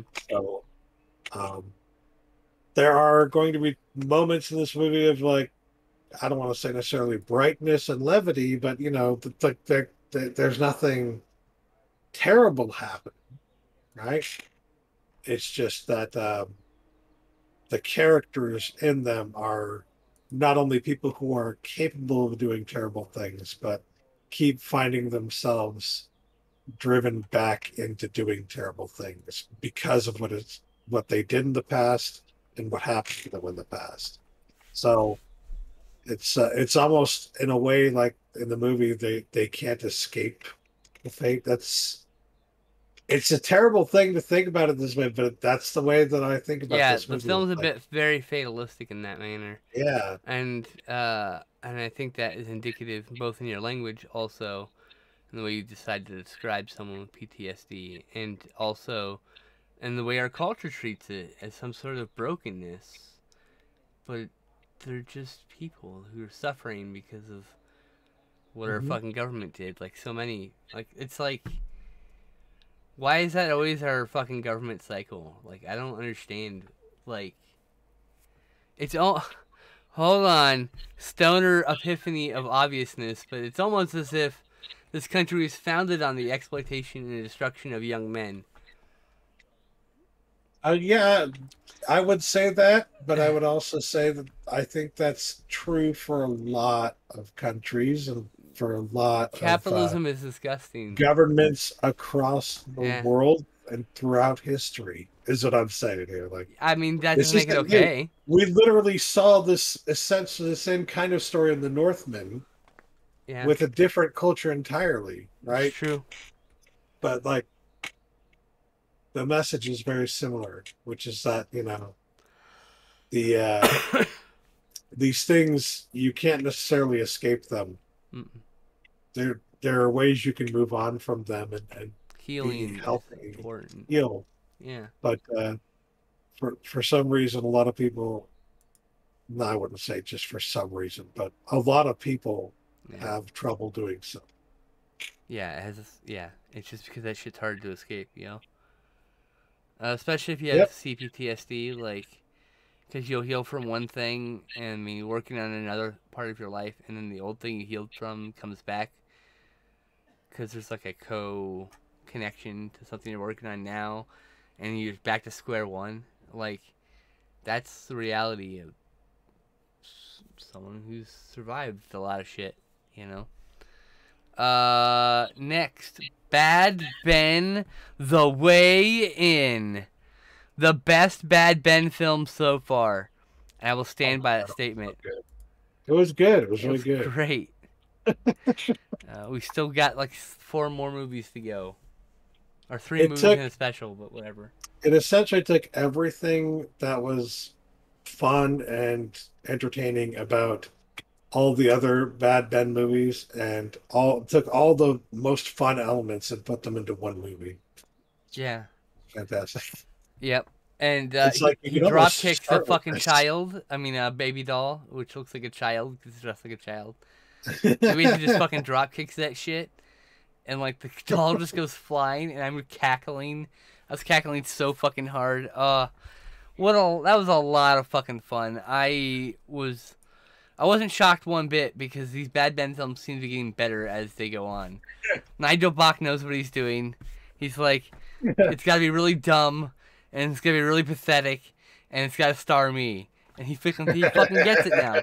He gets it. I'm sure he sees how Steel Manville Road gets mostly bad reviews because there's no Nigel Bach, and there, you know, and how the other one, the fucking Crescent Clown Murder one, is kind of bunk also because guess what? Almost no Nigel Bach. He comes in later in the movie, but Jesus. It's like, no, they have to star Nigel Bach. If they don't star Nigel Bach, they're not going to be as good. There's some magic that happens when Nigel Bach's wandering around his house alone at 3 a.m. recording himself drop-kicking fucking baby dolls in his kitchen, okay? That's literally what this man is doing, and that's why I deeply appreciate his dedication to this very strange art of weird movie making.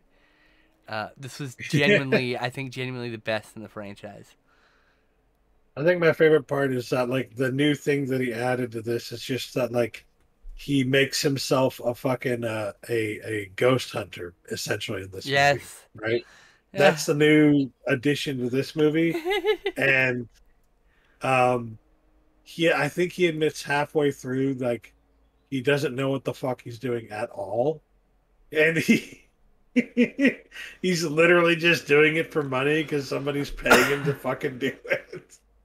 And it's like, it's so unfitting with this character. It fits perfectly with this character.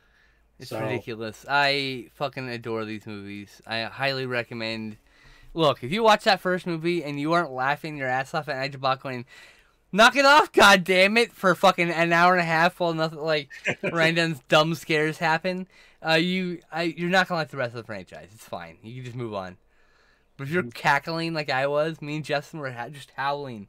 At one point, Justin was like wheezing from laughing. He was just wheezing at one point. Just he couldn't breathe. I was just sitting there with my face was hurting the whole fucking time. Like, that first movie was great. Some of the sequels have been hit and miss. This one was the 6th movie in the franchise. Where am I at? Let's see here. 1, 2, 3, 4, 5, 6. Yeah, the 6th film in the franchise. Next to Christmas Short. So we'll probably watch that plus Haunted Highway together, you know. But holy fuck. Yeah.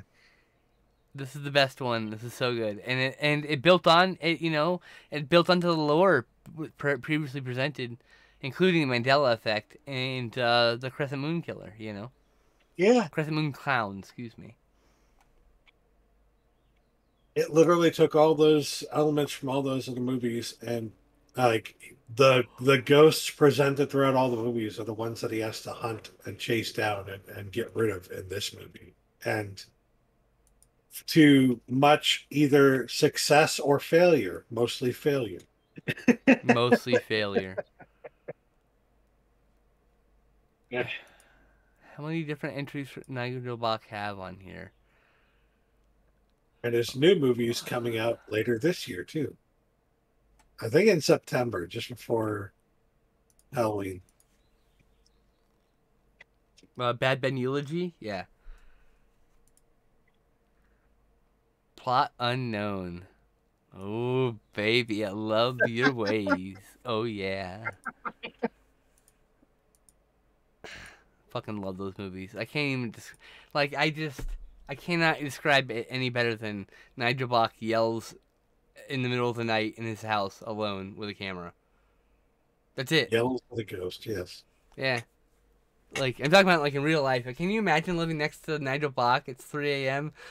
Knock it off, goddammit! You're like, oh, he's filming one of those fucking I movies just again. remembered one of the scenes from the fucking movie where he's like talking shit to this fucking ghost, right? And then as he's talking shit to the ghost, it fucking lifts him up and he hits his head on the fucking ceiling and falls down. The fucking physical comedy. He's getting in better these with each movies movie. is- Yeah. Oh, it's wonderful. It's a fairly simple effect. Well, I wouldn't say simple, but I like, mean, it's pretty simple. it- Everything in this movie's simple. yeah. Look, as far as low effort filmmaking, there's not the most effort I probably went into this was editing. That was probably the biggest chore of the entire movie. Yeah. But like he literally just sets a bunch of cameras up and then wanders around his house. Thinks up scenarios, films them, and probably just ham fists them together into a fucking movie. I just can't imagine it's anything else than that. Like, I don't want to think about him hammering scripts out or thinking about things logically in any kind of way. I like how it's like precariously built Legos. Like that's the plot. The continuity of the films is precariously placed Legos. Just doot doot doot. Don't breathe in the direction of the continuity. It will all fall apart if you pick it apart. Who gives a fuck? Enjoy its immaculate beauty and its fucking chaos. Wasn't there a part where he had all the fucking the ashes just fucking blow all over? Yeah, the ghost like blows the ashes all over his face. Oh my Oh god! my god! Look, it's worth it to get 6 movies in. It's almost like Home Alone with ghosts. Yeah. I swear to God. I can't wait for each movie better. I just can't wait for the next one. Like, I need to know. They're just fucking with him the whole time. Yeah, Just it's like solve Jackass it. with ghosts, you know? Because it's just himself in his fucking house. So it's like, imagine all the dumb Jackass shit he could be doing with ghosts. Mhm. Yeah. Anyway, gave that 6 out of 10. It's the best in the franchise. 7 out of 10. Damn. All right. Next, I don't think I want to give a damn about talking about Neptune Factor. What a bore that one was. Oh yeah. Oh my god. I was really hoping that would be good too. Me Because too. Ernest Borgnine is in it. I forgot to But, delete off my DVR also. Shit. Such a slog. Oh my god. It's too long. It was dull. It's way too long. It was dull. It was paced like a. The beginning was paced like a Irwin Allen spectacle, but there was no payoff like an Irwin Allen Spectacle. spectacle. There was no fucking Towering Inferno. There was no Poseidon Adventure. There was no excitement. By the end of the movie, I just wanted it to be done. It was like That's a my review of the 4 out Neptune of Factor. 10, 3 out of 10. 4 out of 10, It's simply not- because it's like not the worst thing I've ever seen, and you might really Yeah. love it because of the underwater sequences and the model work, and It's not terrible. you It's might be in love with this movie, boring. and it makes sense to me because that stuff was all very good. Wasn't good was everything else. The acting isn't the problem. Yeah. All right, you talk about Mousehunt while I go pee. Mousehunt. Hold on, let me put these on It's- the list. Okay. It had been a while since I had seen Mousehunt, and it was leaving the streaming service that it's on. I can't remember which one it was on. Maybe it's HBO. But HBO, I think, yeah, or Showtime. it's leaving at the end of the month, so I was like, well, I might as well watch it before it HBO. leaves. Be right back. Okay. And I remember when I first saw this as a kid, I honestly wasn't that big of a fan. I didn't like it that much. I didn't get the hype. Everybody at the time was saying how great it was, and they were having a lot of fun with it, all my friends, you know. But I myself was like, I don't see what you're seeing. It just looks like an okay movie to me, you know? And it really didn't feel to me like a movie that was anything more than mediocre, right? But because all these other people were having so much damn fun with it, I'm like, I must be missing something, right?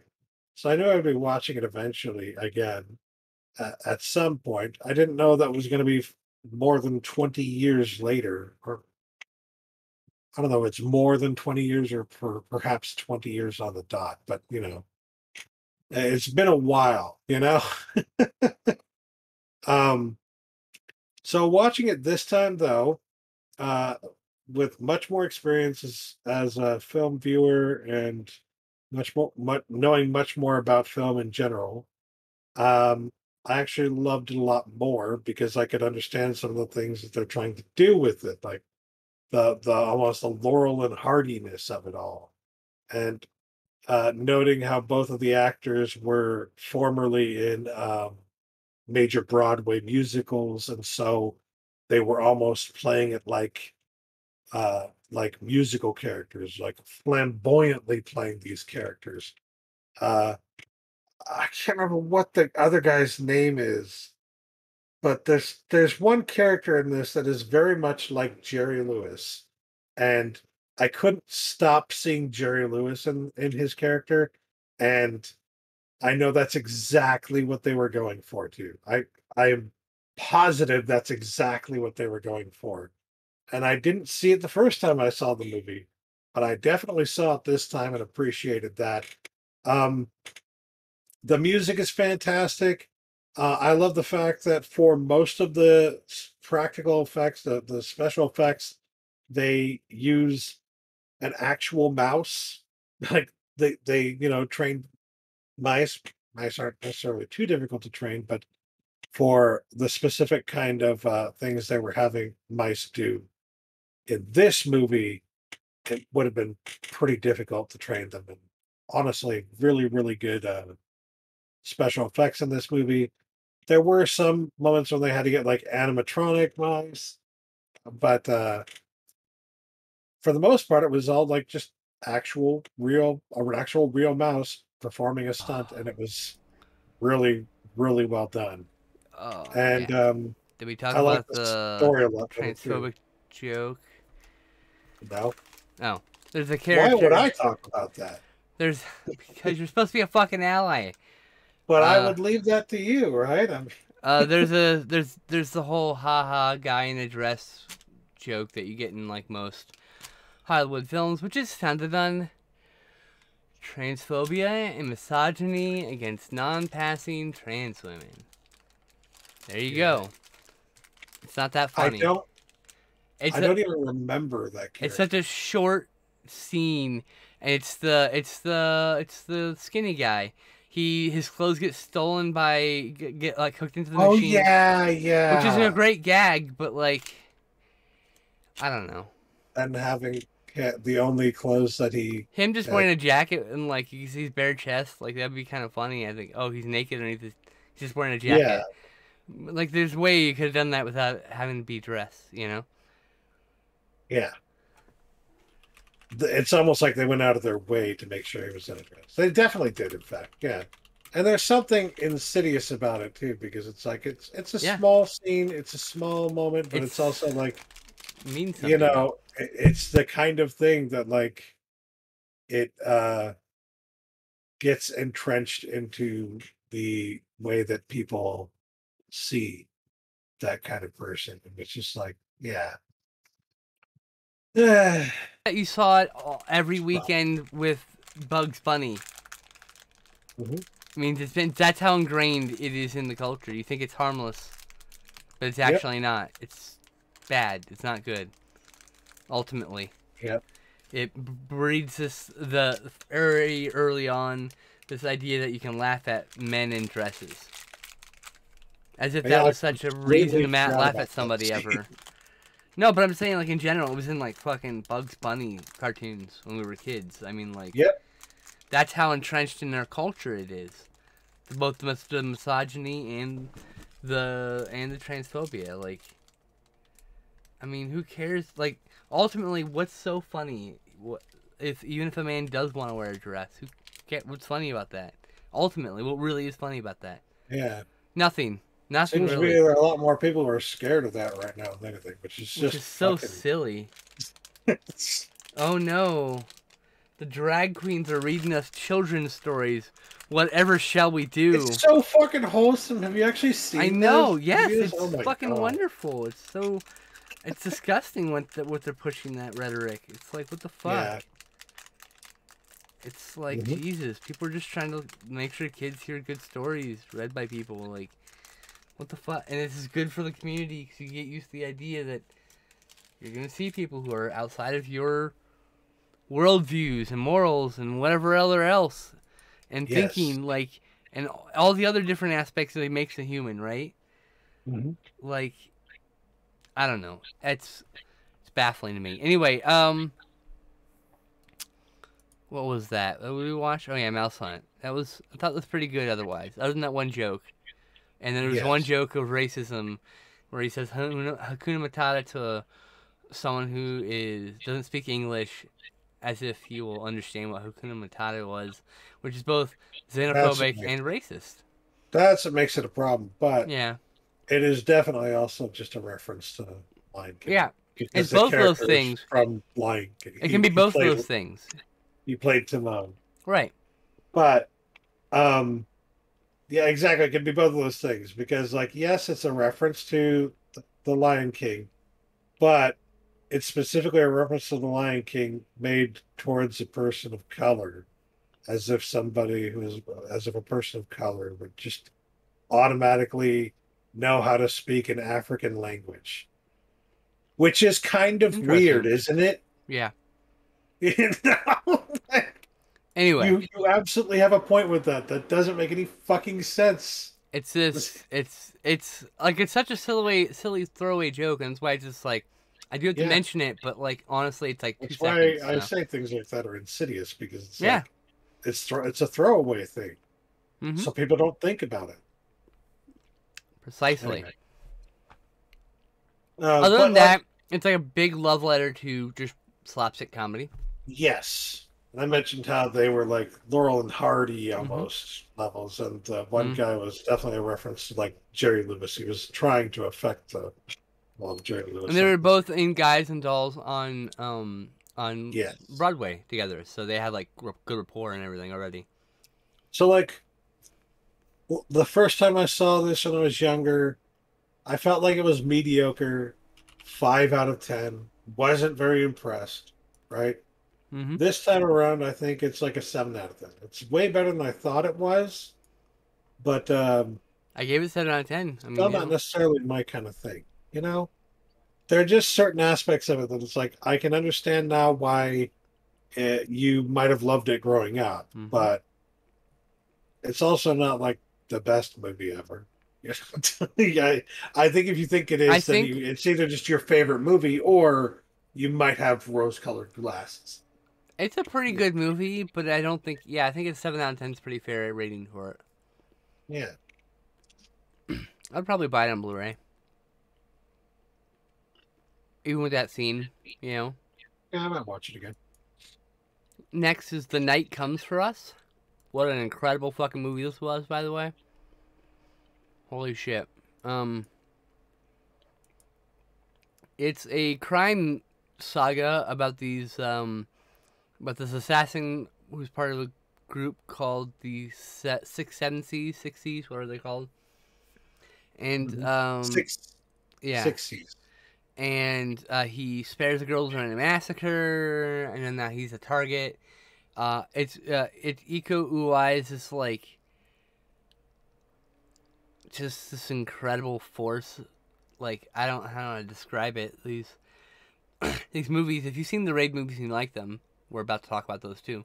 It almost feels like a samurai film in a way. In a way, yeah. The way the story Those unfolds. Yakuza films, right? Like, yeah. It was like honor, and it deals with the triads, and I don't. This is an uber violent, and I mean uber violent. Action film. Listen, and I'm going to have to watch this movie multiple times, and I have no problem with that because it's fucking crazy balls to the wall kind of shit, and it's fun to watch. But I'm going to have to watch it multiple times just to fucking understand what's going on in the plot of it all because there's very I felt like there's very little to go on. Like I'm just struggling to understand everything that's happening in between all this fucking extreme violence everywhere. Yes, the plot is, and I feel like the strung extreme together. violence is like maybe it's that the extreme violence is like fucking shocking me so much that I'm completely forgetting what the story is that's happening around this. But yeah, extremely violent, shockingly good choreography, like incredibly good choreography. Oh my god. I would liken this to mid-career Jackie Chan, in the sense that, like, the character takes damage, acknowledges he's just a human, and, like, still somehow perseveres. It's, like, the best parts of Jackie Chan's, like, repertoire, but it's ultra-violent instead of comedic. But with a lot more blood and gore and stuff like that. But, just like Jackie Chan, these fight scenes are, like, very thoughtfully strung together and well shot. You can clearly see what the fuck's happening. There's not a million cuts for the fight scenes. So. Yes. Extremely well choreographed. And I like the best way to describe these movies that, what, his name's Iwo, what? Ika Uwais. Ika Uwais. Which I'm sure I'm not saying right either, but, you know. Trying. But the best way I think to describe the action in these movies that he does is that it feels like it hurts. You're watching this happen and you're just like, oh, that fucking looks like it hurt. God damn.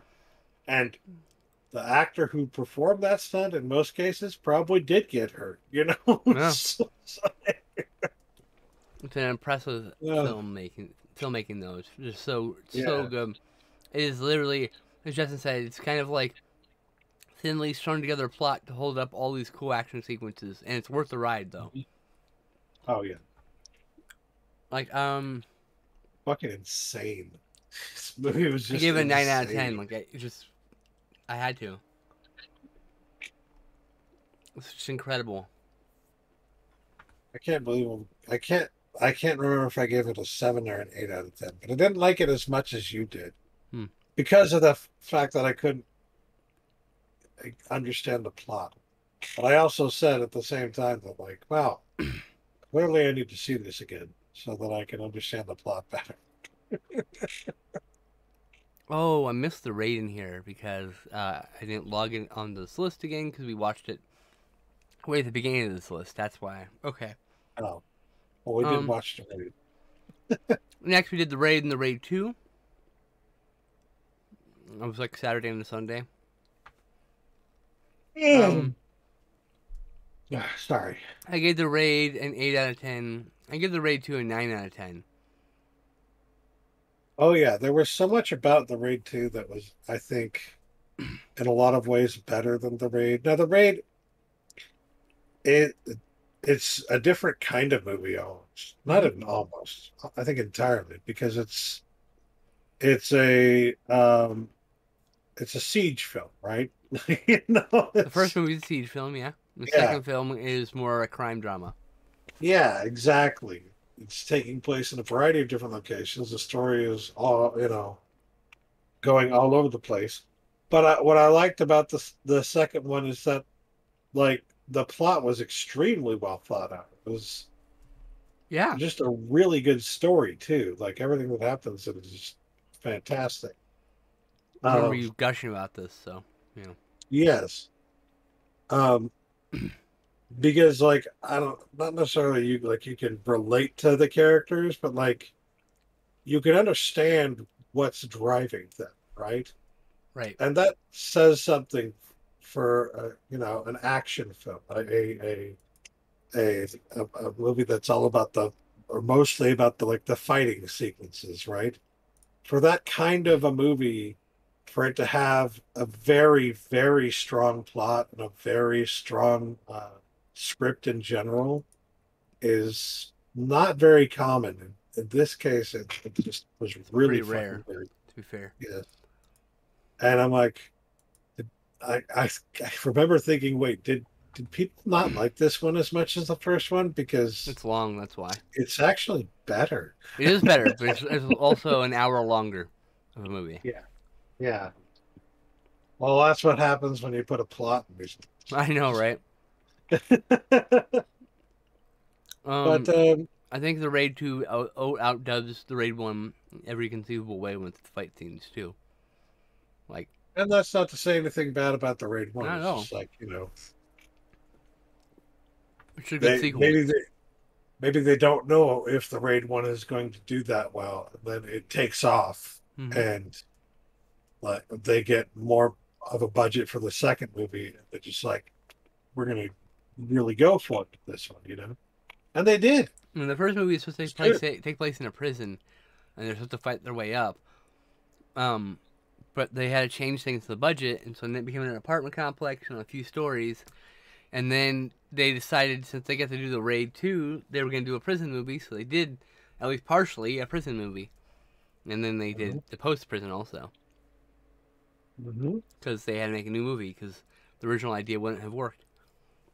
So, yeah, It's real good. I gave the Raid, like I said, 8 out of 10, the Raid 2, 9 out of 10. Yes, I think those are accurate scores. I might give the first Raid a 7 out of 10, but the second one is a 9 out of 10. Yes, very good. All right, we're down to the last movie. Because we're not doing any Twin Peaks stuff. Because we're not we done. watched a lot of Twin Peaks in between because we're Yeah, trying to we get watched through the that. last couple episodes of the series. We watched the movie. We watched the missing pieces. We watched the first 2 episodes of The Return, and that's where we're at right now. We'll talk about that as a whole when we're done. Where is the films talked about? There you go. We watched Phil Tippett's Mad God,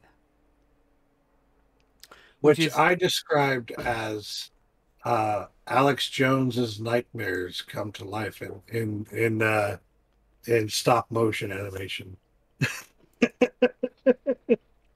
It's weird. It's just fucking. Oh my! How do you even begin to describe This this is why I wrote at the time. movie? What an incredible film. A piece of nihilistic apocalyptic art. 32 years of madness and dreams distilled. Profound images evoking the Holocaust and World War II. Jammed against bitter and angry viscerations of humanity. At times profound and terrifying, and often in the same breath. That's how I describe it. Yeah. In so many words. There's no dialogue. It's just a visual film. Yeah. And it's incredible. And that makes it actually a really good movie. Like, you know how some people for Halloween are going to like put on compilations of a bunch of old horror movie trailers or something like that, right? Or maybe they'll put their favorite horror movies on in the background as well. Either trailers or they're going to watch them or going to have the movies on in the background just as like a background noise kind of thing, or background visual kind of thing for whatever setup they have for a party or something like that, right? I think Mad God would work perfectly for that kind of thing. It sets a mood very well. And it's interesting that we watch so many movies with a nihilistic, fucked up, depressing, almost hellish view of the world. Almost like we live in that world right now. Oh yeah, I wonder. But yeah, I mean, if this is speaking of Halloween, this is another thing that I would say is like if you're looking for ideas for Halloween costumes, there Mhm. are a lot of interesting visuals in this movie. Oh my goodness. There's one scene with piles of like soldiers, and it took them like 3 years to make that fucking scene. Like army soldiers. Yeah, Yeah. 3 years to make that scene, to make the training for that scene. Like that's And incredible. essentially they were only used as background. Like Yeah. they created the setting, you Mm-hmm. know. It's crazy. Incredible. There's an incredible amount of work went into that movie. Yeah. Mm. It's probably the most. I highly, highly recommend it. 10 out of Yes. 10. Like, what a perfect film. Untouched by producer hands. I feel like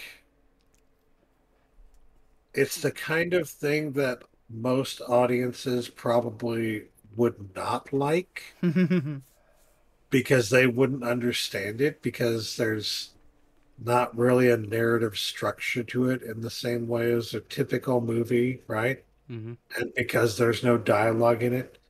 But if you're used to things like the new Hollywood, or if you're used to watching silent films from the silent era, and if you fucking love stop motion animation, you love animation in general, and like, uh, what are some of the other things we see in this movie? We see like fucking some almost steampunk stuff every now and then. You know, they're just it's all over the place in terms of just disturbing and yet really interesting imagery. Just like there are so many moments on honestly that felt like you're looking visually at a live action stop motion version of a heavy metal album cover.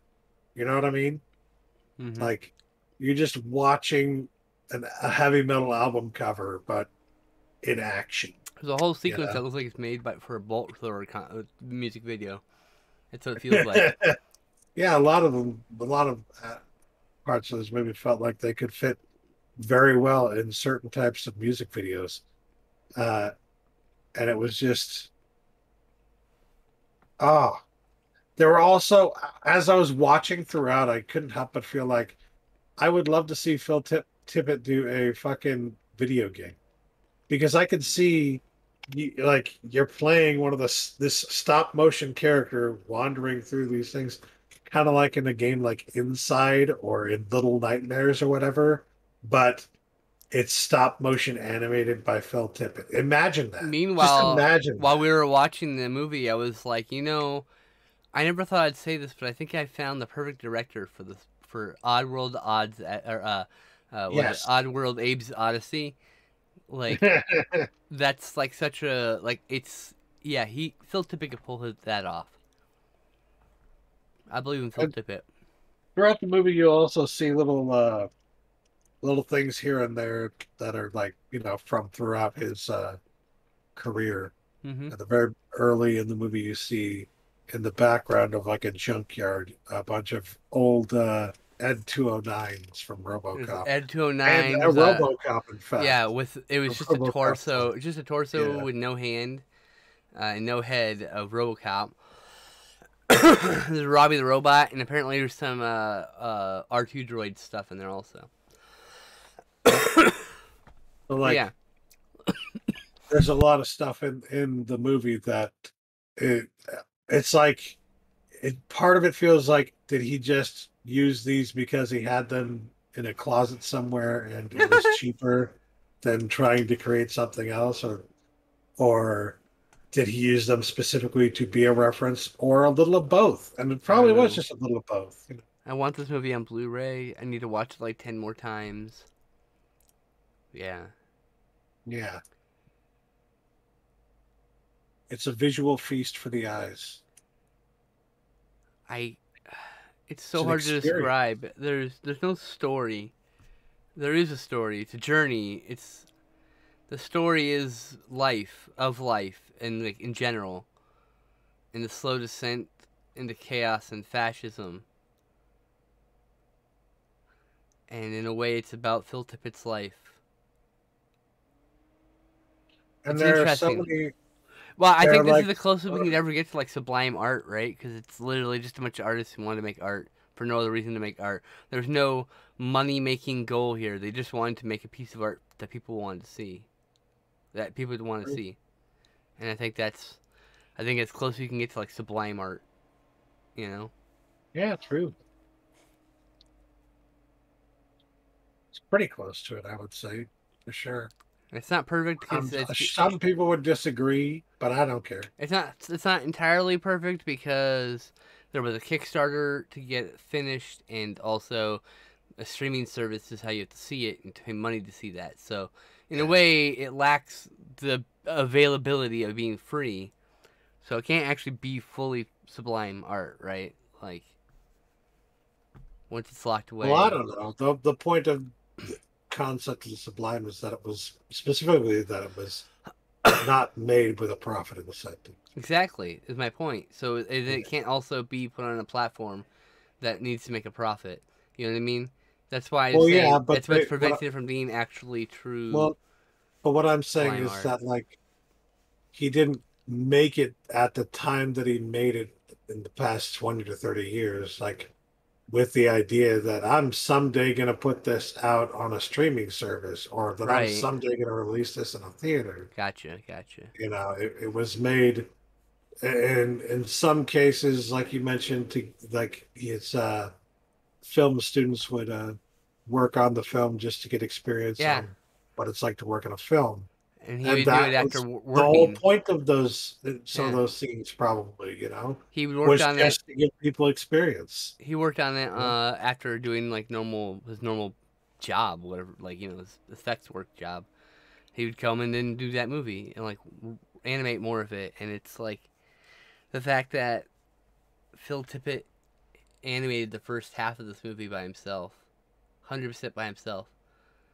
The first 40 minutes are all hand animated by him. The second 40 minutes, he could have had help. It doesn't matter. The point is volunteer help. No one made a profit. No one was gonna make a profit. It's just to make the damn movie. Mm-hmm. And I doubt even if Phil got a payout, I doubt it was a profit because he's probably invested so much of his time and money. Just raw hours into it. It's kind of hard to turn a profit on that. 32 years worth of work. I hope that something like this happens with Last Days of Coney Island, which is Ralph Bakshi's final film. He's been working on for decades, apparently. And I would love to see it. What I can't wait for is all the movies and TV shows and artwork that this is going to inspire. Because there are going to be people who see this who are inspired by the visuals that they're seeing, and they're going to make their own artwork based on that. And They're it's gonna going write to be lyrics to a song. They're gonna It's write a gonna be movie, or they're gonna whatever based off of one little Yeah. image. That's I mean, it's such a itself is this bleak image, but it's also a rebirth because it inspires new art, and the art continues on. So while we keep watching a lot of destructive art, self-destructive art, or nihilistic art, it still inspires in a way, right? So it's kind of fascinating. That's the good thing about art, is even if it's extremely destructive, or the message of it is extremely destructive or nihilistic, it's like it's still potentially going to inspire somebody to create even more art. Or to make a counterpoint, if it's like some piece of hopeless art, maybe we're like, well, I don't see the world like that, and then they make a counterpiece, an art that is the mirror of this, Like that's the other thing that happens with art. Some people are like, I don't like the way you did that. I can do this better. And, Do it. It's like, yeah, exactly. Bring it. I love it. But yeah, Mad God is a movie that when we were done watching, I thought about for days. I'm going to think about it for a while. There's some images in that movie that will never leave me. They're just burned in my retinas. When I close my eyes, I can conjure them up on will. Like there's beauty and horror in the same frame in every corner of this fucking movie. Yeah. I give it a 10 There are out of so many 10. characters that like the most disturbing thing to me was like all the characters that were very like things would happen to them and they just literally get destroyed, literally get killed. And it was as if they didn't give a fuck in the first place. Like Yeah. they were just fucking going about their days and doing whatever the toiling they needed to do, and they die, and it's almost as if they're like, well, thank God that's over. Like they're just almost they almost come across as merciful Yeah. that their toiling is over. That's how dark the vision of this movie is.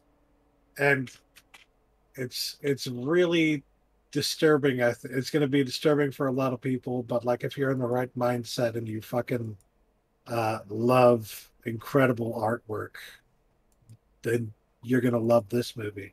I think I give it like a 9 out of 10. I don't think it's perfect, It's perfect. but I do think it's excellent. It's perfect. There's not a single ounce of I recall saying that like interference in the art. It's perfect. that I would say that this deserves an award, but that would imply that any of the award shows are worth any salt in the first place, and they're not.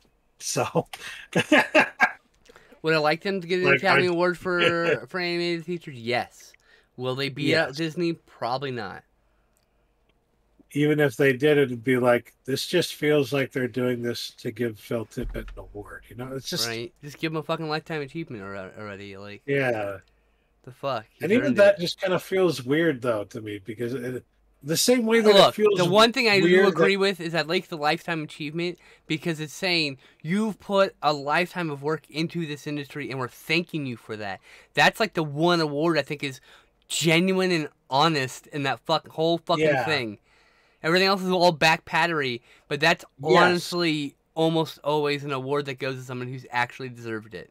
Almost always. It's the things that, like the award they gave to Ennio Morricone, that feel weird because it's like you should have given Ennio Morricone an award well before this, Right. But But he the didn't get fuck? recognition because he was what, Yeah. Italian? Like, okay. Yeah. So Like, whatever. yeah, that's what makes it feel kind of weird to me. Like, well, if they just gave him an award for this movie now, for the movie specifically, it would be like they're just, back pattery. They're giving him a pat on the back Yeah. for. It's just like, that's great, but I think instead, like you said, it would be much better if they gave him a lifetime achievement award because Yeah. it's like, yeah, he deserves to be recognized for much more than. He's for his Just hard this work one on movie. fucking RoboCop, on fucking Jurassic Park, on Mm-hmm. Jurassic Park. He didn't get an Academy Award on Jurassic Park. Like, think about that. Like, that's when he should have been like, come on. I think Stan Winston got an award for that, but what about Phil Tippett? He may have actually gotten an award for that. But my point is, it's like that there are movies he's actually done the fucking hard work on and not gotten recognition. Effects have always been fucked over by the Academy. Yeah. So, but yeah, I think that movie is excellent, and I highly recommend Mad God to nearly anybody. Just be in the right frame of mind, because otherwise you're going to be extremely depressed at the end of it. Yes. Thank you, everybody, for joining us. I'm shocked we got through that in 2 hours and some change instead of 3 hours, like I thought it would be. I hope you all have a lovely 2 weeks, and we'll see you hopefully then. Bye, everybody.